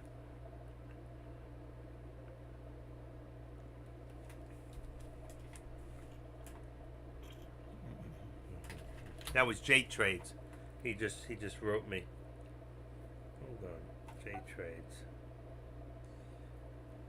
I love him. He's a good guy.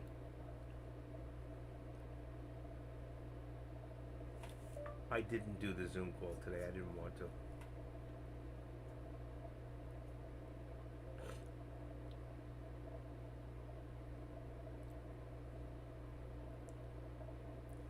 I was just curious if he sent you the email, invited you. He lying. Okay, 42. Here we go. What do we got? 5 minutes. 5 minutes through the countdown.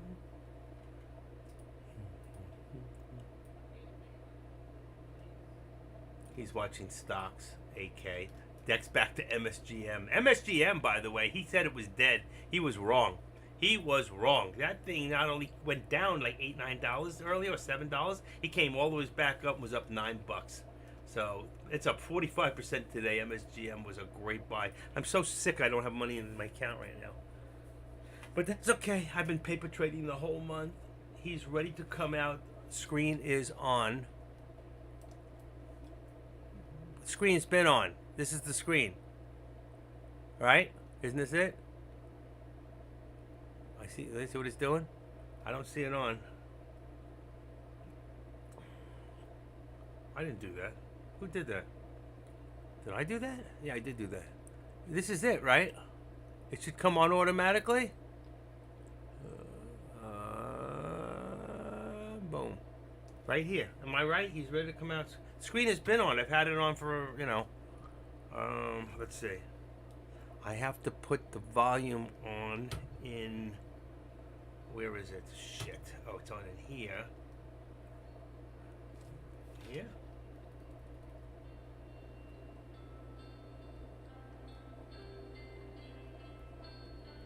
Is that their music? Don't we have the same thing? Well, that's good too. Hold on. Live picture power's down. Alright, let me take that back out. Let me just take that in here. Isn't that the same thing? I put it right to Gov. Alright. Let's see. Alright.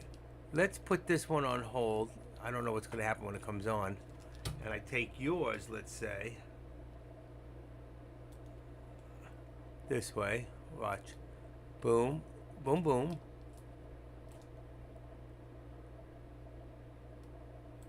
There's no sound, is there? Any sound right now, anybody? Look at the maniacs on the right.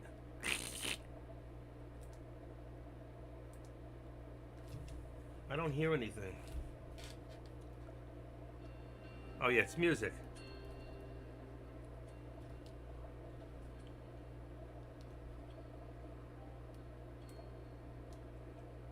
They're just silent runs. Hold on. It's music, isn't it?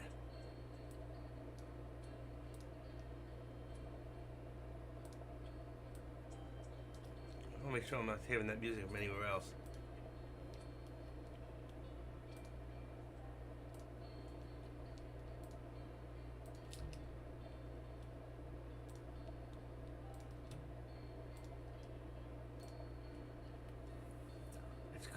He's going to talk on the microphone. Yeah, I understand that.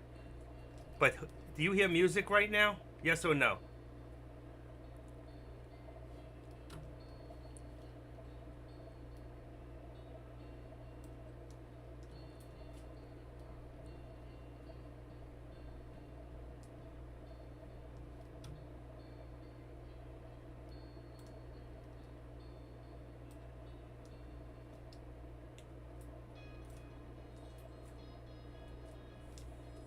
Okay, good. I just want to make sure I'm in the same place. Any second. I'm doing this so you guys don't have to listen on your end. You can listen right here. I'll give it more volume.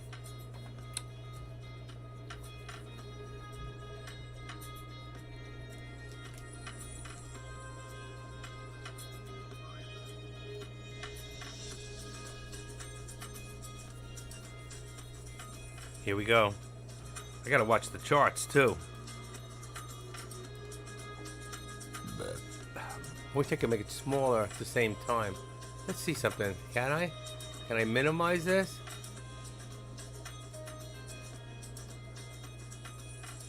There we go. We want to watch the charts, see what they're going to do at the same time.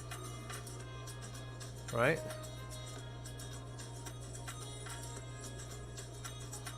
How's that? How's that? Is that better?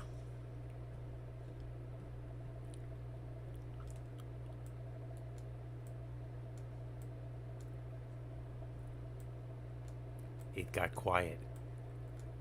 Did anybody hear the stage is over here? So, okay, got very quiet. See? There's the real stage.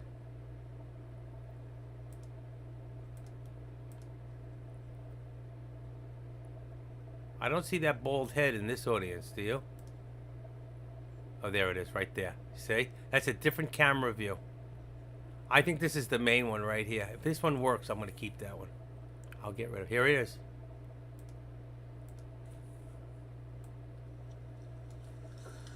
Good afternoon and welcome.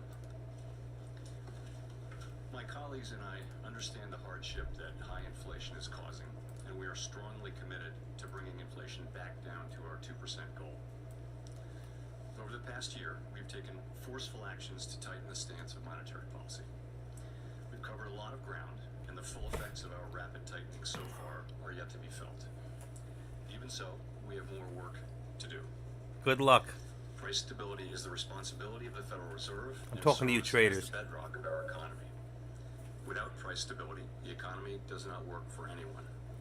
In particular, without price stability, we will not achieve a sustained period of labor market conditions that benefit all. Today, the FOMC raised our policy interest rate by 25 basis points.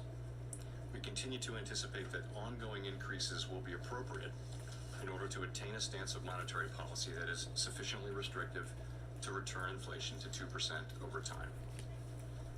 In addition, we are continuing the process of significantly reducing the size of our balance sheet. Restoring price stability will likely require maintaining a restrictive stance for some time. I will have more to say about today's monetary policy actions after briefly reviewing economic developments. The U.S. economy slowed significantly last year, with real GDP rising at a below-trend pace of 1%. Recent indicators point to modest growth of spending and production this quarter. Consumer spending appears to be expanding at a subdued pace, in part reflecting tighter financial conditions over the past year. Activity in the housing sector continues to weaken, largely reflecting higher mortgage rates. Higher interest rates and slower output growth also appear to be weighing on business fixed investment. Despite the slowdown in growth, the labor market remains extremely tight, with the unemployment rate at a 50-year low, job vacancies still very high, and wage growth elevated. Job gains have been robust, with employment rising by an average of 247,000 jobs per month over the last 3 months. Wild boys in the Although negative. The pace of job gains has slowed over the course of the past year, and nominal wage growth has shown some signs of easing, the labor market continues to be out of balance. Labor demand substantially exceeds the supply of available workers. Mr. Wonderful. And the labor force participation rate has changed little from a year ago. Inflation remains well above our longer-run goal of 2%. Over the 12 months ending in December, total PCE prices rose 5.0%. Excluding the volatile food and energy categories, core PCE prices rose 4.4%. The inflation data received over the past 3 months show a welcome reduction in the monthly pace of increases. 10-second delay. And while recent developments are encouraging, we will need substantially more evidence to be confident that inflation is on a sustained downward path. Despite elevated inflation, longer-term inflation expectations appear to remain well anchored, as reflected in a broad range of surveys of households, businesses, and forecasters, as well as measures from financial markets. But that's not grounds for complacency. Although inflation has moderated recently, it remains too high.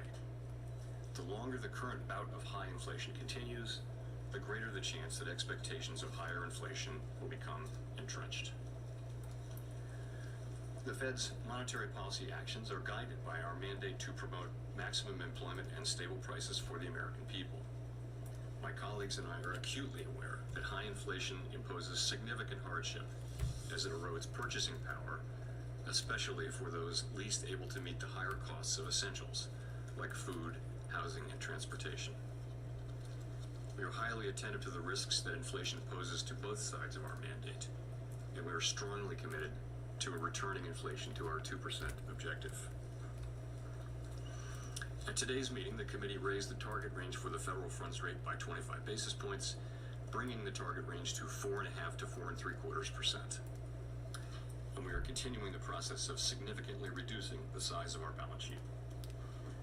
With today's action, we have raised interest rates by 4.5 percentage points over the past year. We continue to anticipate that ongoing increases in the target range for the federal funds rate will be appropriate in order to attain a stance of monetary policy that is sufficiently restrictive to return inflation to 2% over time. We are seeing the effects of our policy actions on demand in the most interest-sensitive sectors of the economy, particularly housing. It will take time, however, for the full effects of monetary restraint to be realized, especially on inflation. In light of the cumulative tightening of monetary policy and the lags with which monetary policy affects economic activity and inflation, the committee decided to raise interest rates by 25 basis points today, continuing the step down from last year's rapid pace of increases. Shifting to a slower pace will better allow the committee to assess the economy's progress toward our goals, as we determine the extent of future increases that will be required to attain a sufficiently restrictive stance. We will continue to make our decisions meeting by meeting, taking into account the totality of incoming data and their implications for the outlook for economic activity and inflation. We have been taking forceful steps to moderate demand so that it comes into better alignment with supply. Our overarching focus is using our tools to bring inflation back down to our 2% goal and to keep longer-term inflation expectations well anchored. Reducing inflation is likely to require a period of below-trend growth and some softening of labor market conditions. Restoring price stability is essential to set the stage for achieving maximum employment and stable prices over the longer run. The historical record cautions strongly against prematurely loosening policy. We will stay the course until the job is done. To conclude, we understand that our actions affect communities, families, and businesses across the country.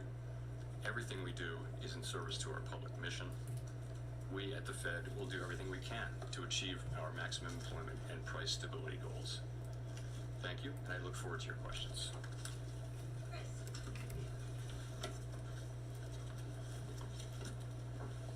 Chris Rugaber of Associated Press, thank you for doing this.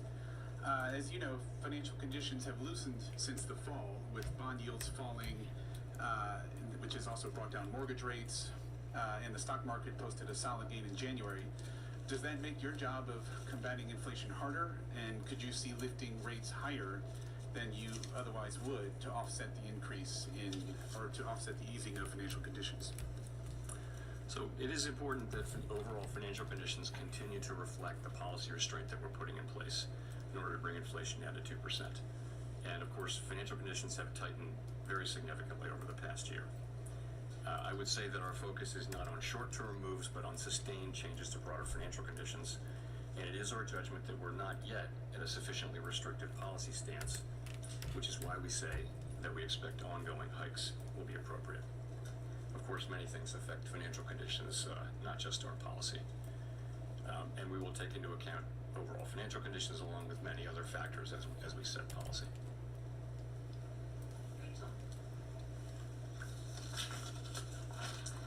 Hi, Chair Powell. Thank you for taking our questions. Rachel Siegel from the Washington Post.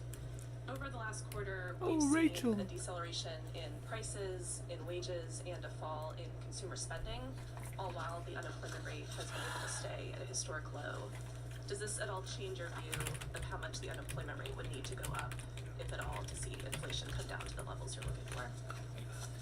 So I would say it is a good thing that the disinflation that we have seen so far has not come at the expense of a weaker labor market. But I would also say that disinflationary process that you now see underway is really at an early stage. What you see is really In the goods sector, you see inflation now coming down because supply chains have been fixed. Demand is shifting back to services, and shortages have been abated. So you see that in the housing services sector. We expect inflation to continue moving up for a while, but then to come down, assuming that new leases continue to be lower. So in those two sectors, you've got a good story.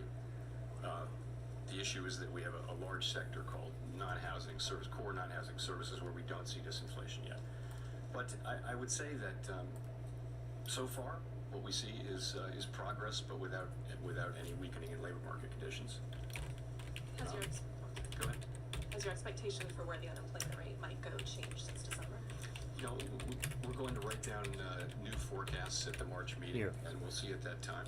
I will say that it is gratifying to see the disinflationary process now getting underway, and we continue to get strong labor market data.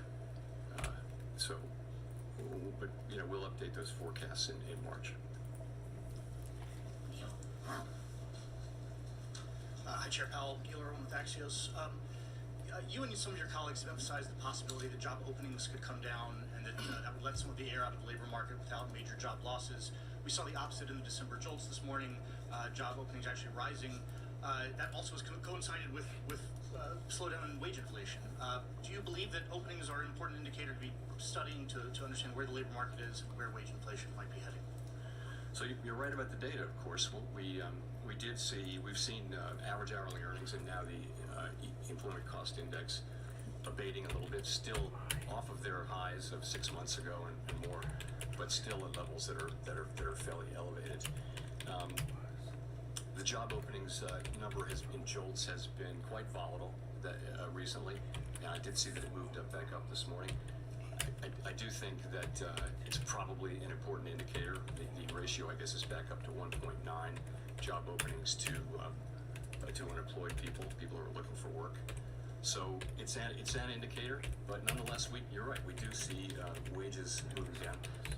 If you look across the rest of the labor market, you still see very high payroll job creation, and quits are still at an elevated level. So by many indicators, the job market is still very strong.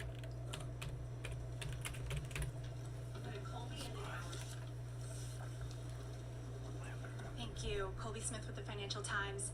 Given the economic data since the December meeting, is the trajectory for the Fed funds rate in the most recent SEP still the best guidepost for the policy path forward? Or does ongoing now mean more than 2 rate rises now? So you're right. At the December meeting, we all wrote down our best estimates of what we thought the ultimate level would be, and that's obviously back in December, and the median for that was between 5 and 5.25%.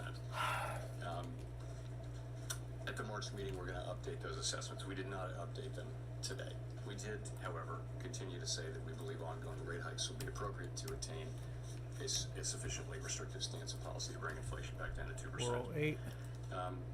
We think we've covered a lot of ground, and financial conditions have certainly tightened. And I would say we still think there's work to do there. We haven't made a decision on exactly where that will be. I think we're going to be looking carefully at the incoming data between now and the March meeting and then the May meeting. I don't feel a lot of certainty about where that will be. It could certainly be higher than we're writing down right now. If we come to the view that we need to write down to move rates up beyond what we said in December, we would certainly do that. At the same time, if the data come in the other direction, then we'll make data-dependent decisions at coming meetings, of course. Quick follow-up. How are you viewing the kind of balance of risk between those two options of, the likelihood of maybe falling short of that or going beyond that level? I guess I would say it this way. I continue to think that it's very difficult to manage the risk of doing too little and finding out in 6 or 12 months that we actually were close but didn't get the job done, and inflation springs back and we have to go back in, and now you really do worry about expectations getting unanchored and that kind of thing. This is a very difficult risk to manage, whereas of course we have no incentive and no desire to over-tighten, but if we feel like we've gone too far, we can certainly and inflation is coming down faster than we expect, then we have tools that would work on that. So I do think that in this situation where we have still the highest inflation in 40 years, the job is not fully done. As I started to mention earlier, we have a sector that represents 56% of the core inflation index where we don't see disinflation yet. So we don't see it. It's not happening yet. Inflation in core services ex housing is still running at 4% on a 6 and 12-month basis. So there's nothing happening there. In the other two sectors representing less than 50%, you actually, I think, now have a story that is credible, that's coming together, although you don't actually see disinflation yet in housing services, but it's in the pipeline, right? So for the third sector, we don't see anything here. So I think it would be very premature to declare victory or to think that we've really got this. We need to see, our goal, of course, is to bring inflation down. And how do we get that done? There are many, many factors driving inflation in that sector, and they should be coming into play to have inflation, the disinflationary process, begin in that sector. But so far, we don't see that. And I think until we do, we see ourselves as having a lot of work left to do. Howard Schneider with Reuters, and thanks as usual. So I just wanted to connect a couple dots here. The statement made a number of changes that seem to be saying things are getting better. You're saying inflation has eased. That's new. You've taken out references to the war in Ukraine as causing price increases. You've taken out references to the pandemic. You've eliminated all the reasons that you said prices were being driven higher. Yet that's not mapping to any change in how you describe policy. We still have ongoing increases to come. So I'm wondering, why is that the case? And does it have more to do with uncertainty around the outlook, or more to do with you not wanting to give a very overeager market a reason to get ahead of itself and overreact? So I guess I would say it this way. We can now say, I think, for the first time, that the disinflationary process has started. We can see that, and we see it really in goods prices so far. Goods prices is a big sector. This is what we've thought would happen since the very beginning, and now here it is actually happening, and for the reasons we thought. It's supply chains, it's shortages, and it's demand revolving back towards services. So this is a good thing. But that's around a quarter of the PCE price index, core PCE price index. So the second sector is housing services, and that's driven by very different things. And as I mentioned, with housing services, we expect, and other forecasters expect, that measured inflation will continue moving up for several months, but will then come down, assuming that new leases continue to be soft. And we do assume that. So we think that that's sort of in the pipeline. And we actually see disinflation in the goods sector, and we see it in the pipeline for two sectors that amount to a little less than half. So this is good, and we note that when we say inflation is coming down, that this is good. We expect to see that disinflation process will be seen, we hope soon, in the core goods the core services ex-housing sector that I talked about.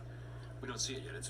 It's 7 or 8 different kinds of services. Not all of them are the same, and we have a sense of what's going on in each of those different subsections. Probably the biggest part of it, probably 60% of that is research would show is sensitive to slack in the economy, and so the labor market will probably be important. Some of the other ones, the labor market's not going to be important. Many other factors will drive it. In any case, we don't see disinflation in that sector yet, and I think we need to see that. It's the majority of the core PCE index, which is the thing that we think is the best predictor of headline PCE, which is our mandate. So it's not that we're neither optimistic nor pessimistic. We're just telling you that we don't see inflation moving down yet in that large sector. I think we will fairly soon, but we don't see it yet. Until we do, I think we see ourselves, we got to be honest with ourselves, we see ourselves as having perhaps more persistent inflation in that sector, which will take longer to get down. And we're just going to have to complete the job. I mean, that's what we're here for.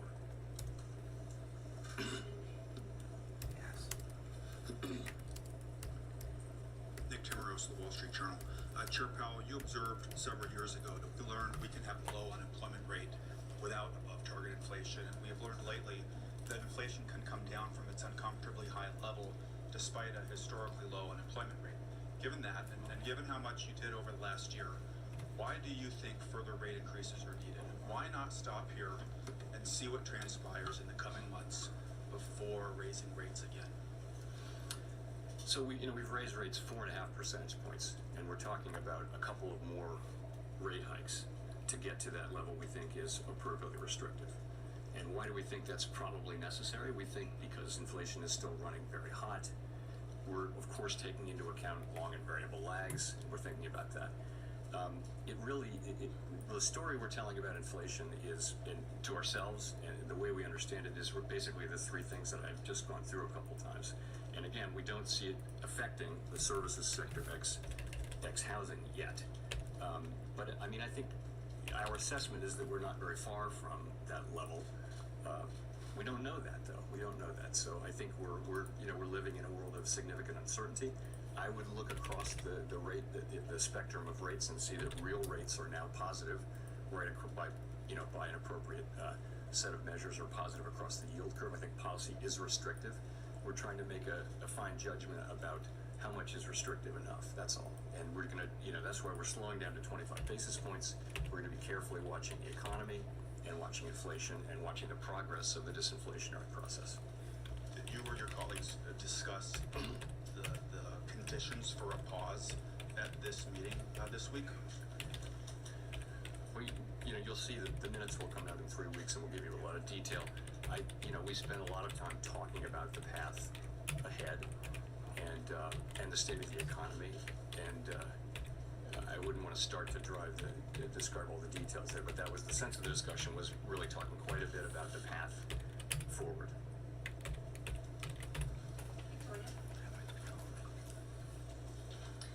Hi, Chair Powell. I wanted to ask about the debt ceiling. Given that we've now hit up against it, I was wondering if the U.S. goes past the X date, will the Fed do whatever the Treasury directs as it relates to making payments as the fiscal agent, or will it do its own analysis of any legal constraints? So your question is, would we say your question again? Will the Fed do what Treasury directs as it relates to making payments, or will it do its own analysis of any legal constraints? So you're really asking about, you're asking about prioritization in effect, is what Yes, you're, okay. yes. So I feel like I have to say this. There's only one way forward here, and that is for Congress to raise the debt ceiling so that the United States government can pay all of its obligations when due.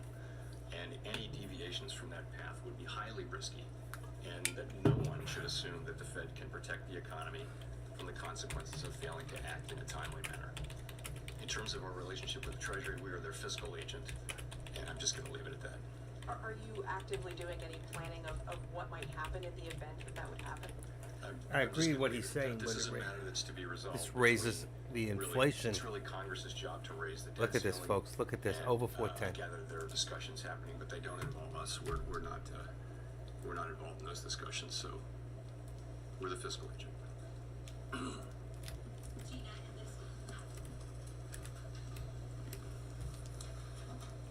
Gina Smiley from the New York Times. Thanks for taking our questions.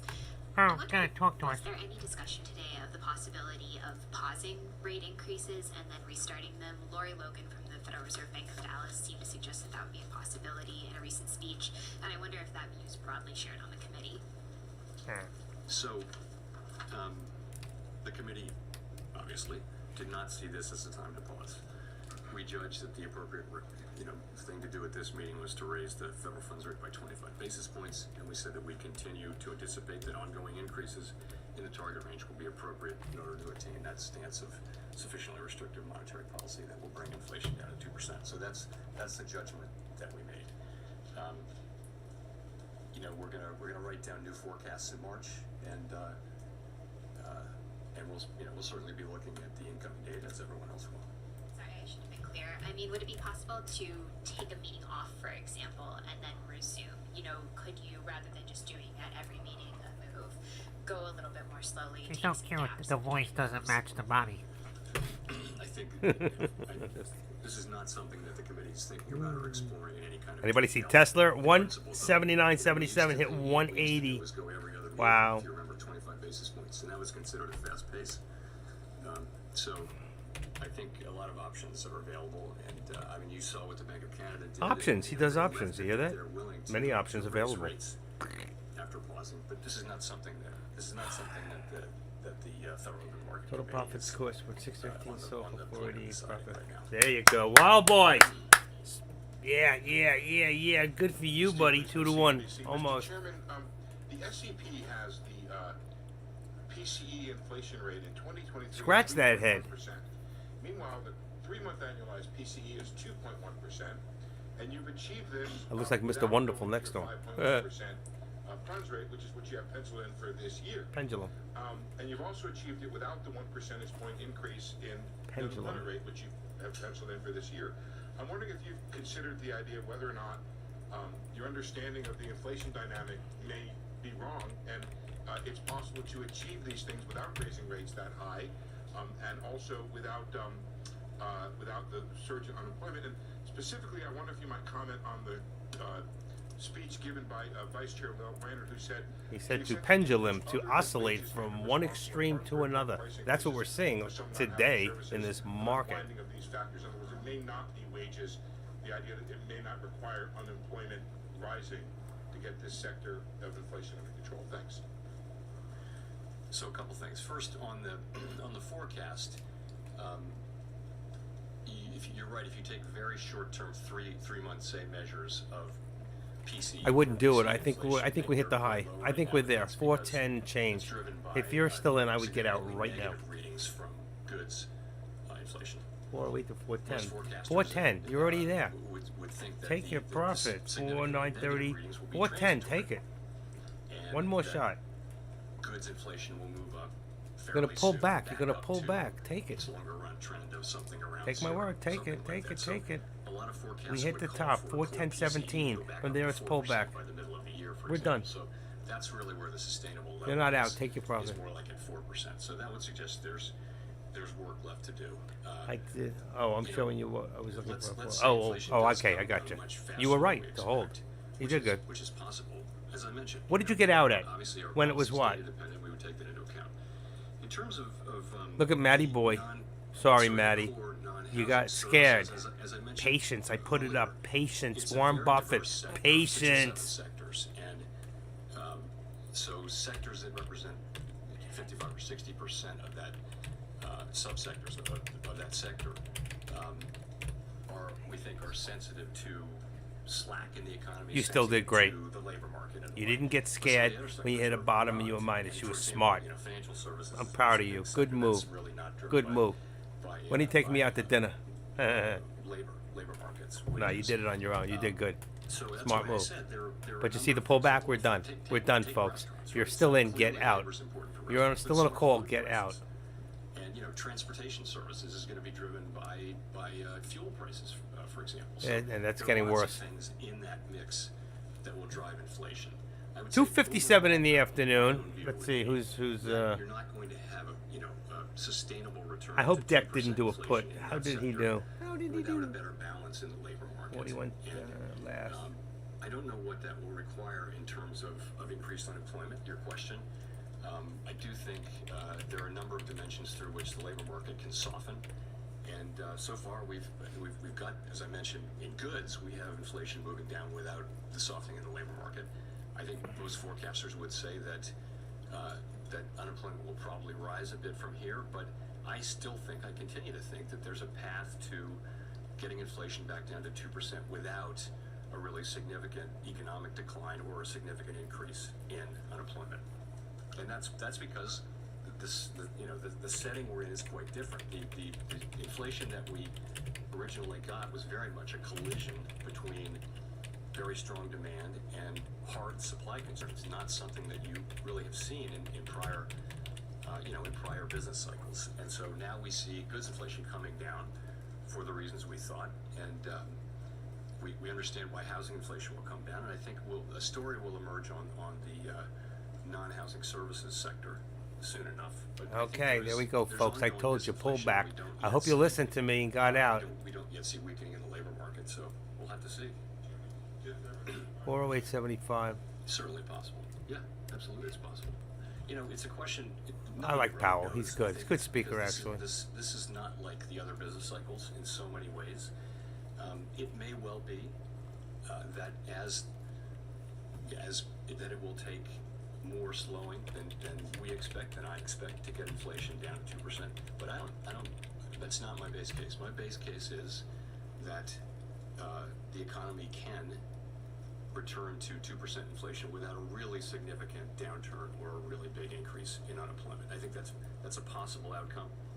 I think many forecasters would say it's not the most likely outcome, but I would say there's a chance of it.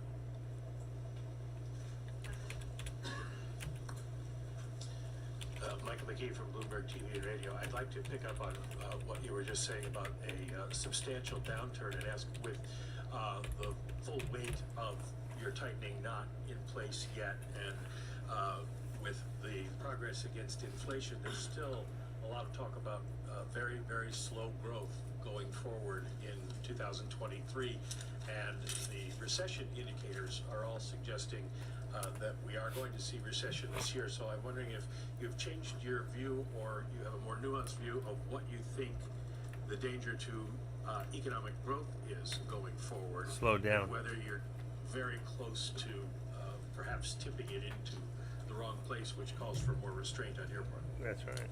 So I do think most forecasts and my own assessment would be that growth will continue, positive growth will continue, but at a subdued pace. That's right. That's negative. Come on, come down. GDP growth of 1% last year, and also final sales growth, which we think is a better indicator of about 1%. I think most forecasts and certainly my assessment would be that growth will continue at a fairly subdued level this year. There are other factors, though, that need to be considered. You will have seen that the global picture is improving a bit, and that will matter for us potentially. The labor market remains very, very strong, and that's job creation, that's wages. As inflation does come down, sentiment will improve. You also, state and local governments are really flush these days with money, and many of them are considering tax cuts or even sending checks. So I think that's going to support. They're also spending a lot. There's a lot of spending coming in the construction pipeline, both private and public, and so that's going to support economic activity. So I think there's a good chance that those factors will help support positive growth this year. And that's my base case is that there will be positive growth this year.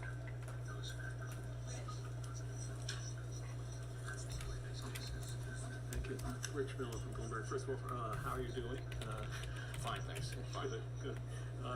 Second off, I think early on in the press conference, you said you need to see substantially more evidence of inflation coming down. Can you give us some idea of what you're thinking of? You mentioned 3 months, that we've seen 3 months in a row. Governor Waller suggested he might want to see 6 months. Is it just the inflation data, or do you have to see the labor market coming back into better balance to have that substantially more evidence?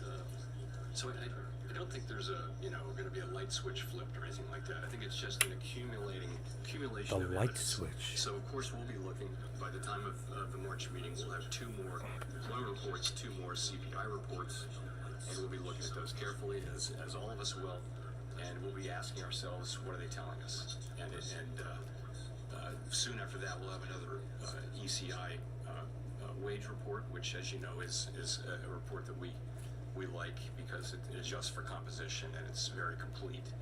And the one we got, I guess it was yesterday, was constructive. It shows wages coming down, but still at a high level. They're still at a level that's well above where they were before the pandemic. So I don't want to put a number on it in terms of months, but as the accumulated evidence comes in, it's going to be reflected in our assessment of the outlook, and that will be policy over time. Okay, have you guys heard enough? What do you want to hear anymore? I think we've seen the major move of the day. We might move up a little bit more slowly, but that's up to you guys. Let me know. Okay, I'll unmute it for right now, but let me know. I did that job for years, but in one form or another. But we have to deliver that. And so we are strongly resolved that we will, complete this task because we think it has benefits that will, support economic activity and benefit the public for many, many years.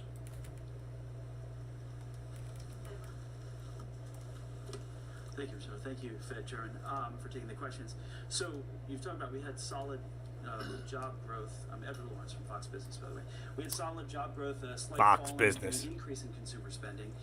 It seems so far it's been relatively mild from the economy to go from a 9.1% CPI inflation to 6.5% CPI inflation.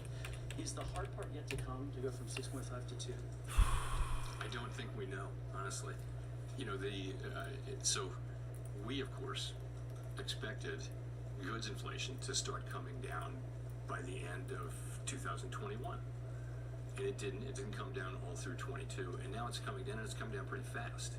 So I would say this is not a standard business cycle where you can look at the last 10 times there was a global pandemic and we shut the economy down, and Congress did what it did and we did what we did. It's unique. So I think certainty is just not appropriate here. Inflation, it's just harder to forecast inflation. It may come down faster, it may take longer to come down. And our job is to deliver inflation back to target, and we will do that. But I think we're going to be cautious about declaring victory and sending signals that we think that the game is won, because we've got a long way to go. It's the early stages of disinflation, and it's most welcome to be able to say that we are now in disinflation. But that's great, but we just see that it has to spread through the economy, and that it's going to take some time. That's all. How long do you see then the federal funds rate remaining at this elevated level? My forecast, and that my colleagues, as you will see from the SEP, and there are many different forecasts, but generally it's a forecast of slower growth, some softening in labor market conditions, and inflation moving down steadily, but not quickly. And in that case, if the economy performs broadly in line with those expectations, it will not be appropriate to cut rates this year, to loosen policy this year. Of course, other people have forecasts with inflation coming down much faster. That's a different thing. If that happens, if inflation comes down much faster, then we'll be seeing that, and it will be incorporated into our thinking about policy.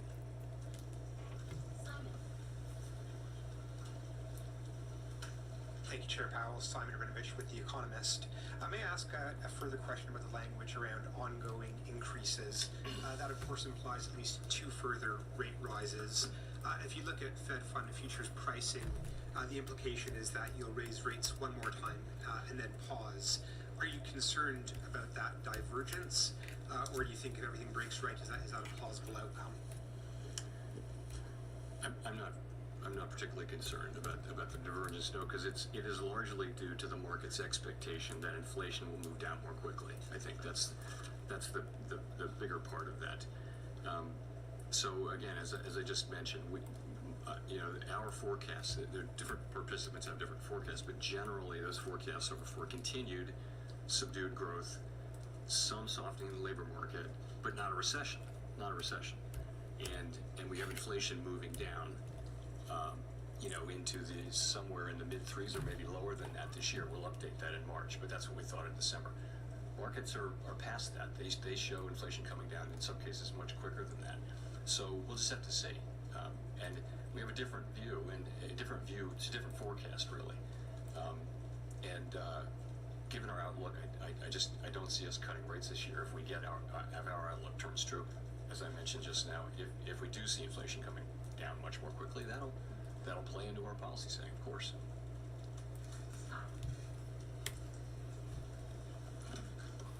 Hi, Chair Powell. Scott Horsley for NPR. One of the changes in the statement this month is that the committee is no longer listing public health as among the data points you'll consider in assessing conditions.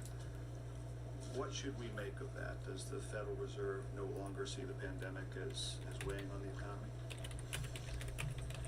That's the general sense of it. Look, I personally understand well that COVID is still out there, but that it's no longer playing an important role in our economy. And we kept that statement in there for quite a while, and I think we knew we would take it out at some point. There's never a perfect time, but we thought that people are handling it better, and the economy and the society are handling it better now. It doesn't really need to be in the Fed's monthly or post-meeting statement as an ongoing economic risk, as opposed to a health issue.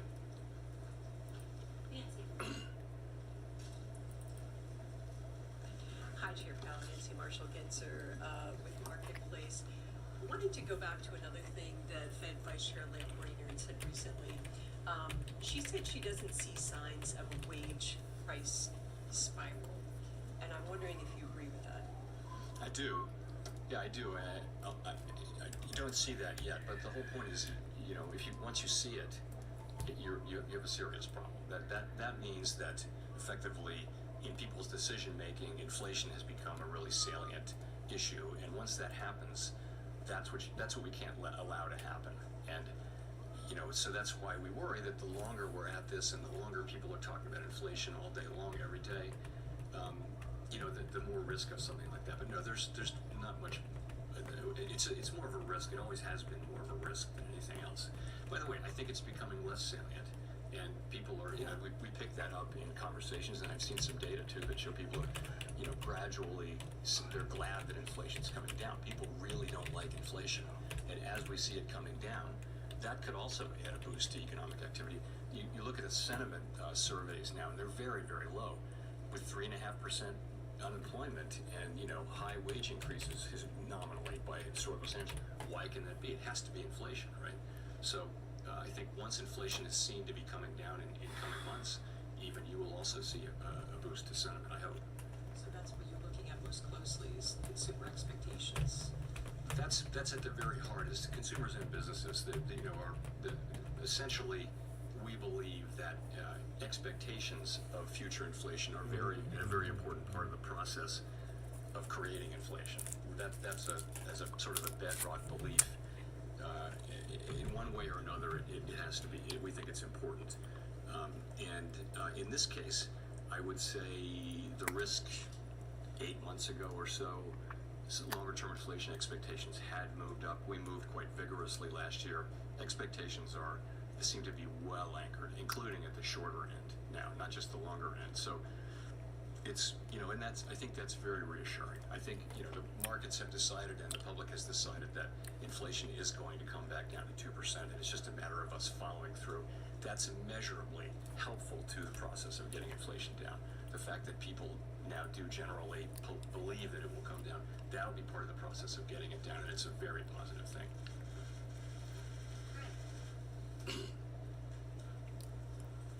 Thank you, Chair Powell. Greg Robb from Market Watch.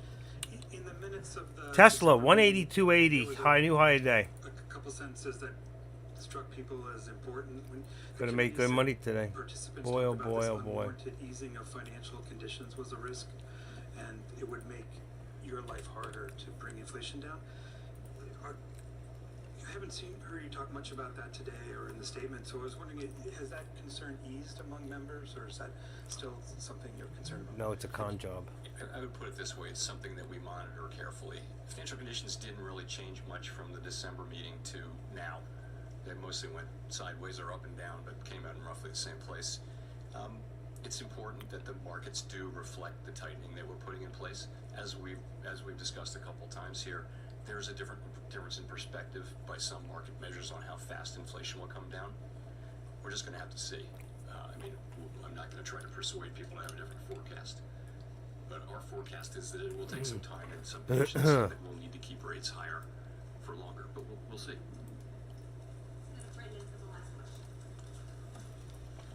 Hi, Chair Powell. Brendan Peterson with Punch. Last question, she said. I wanted to ask if the Fed takes into account at all the debt ceiling when Here's it your comes pullback. to Here's your quantitative pullback. tightening, 410, given the fact 411. Wow. Rapid or faster quantitative tightening could bring us closer, faster to that drop-dead debt ceiling. Ooh, drop-dead Could ceiling. it play in effect as we get closer to that drop-dead deadline this summer?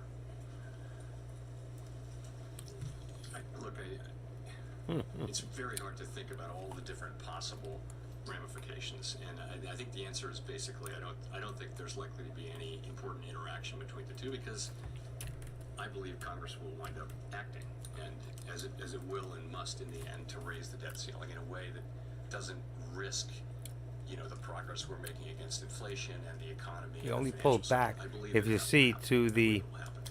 upper VWAP. of See how we course, follow the monitor upper VWAP?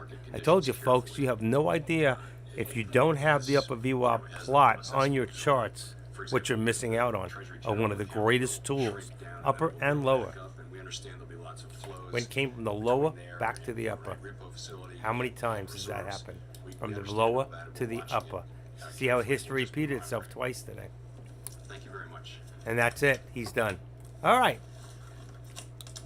Goodbye. That takes care of Powell. I want to thank everybody for their support today. I stayed on for the whole thing. And tomorrow's Thursday, so I will be back on again tomorrow.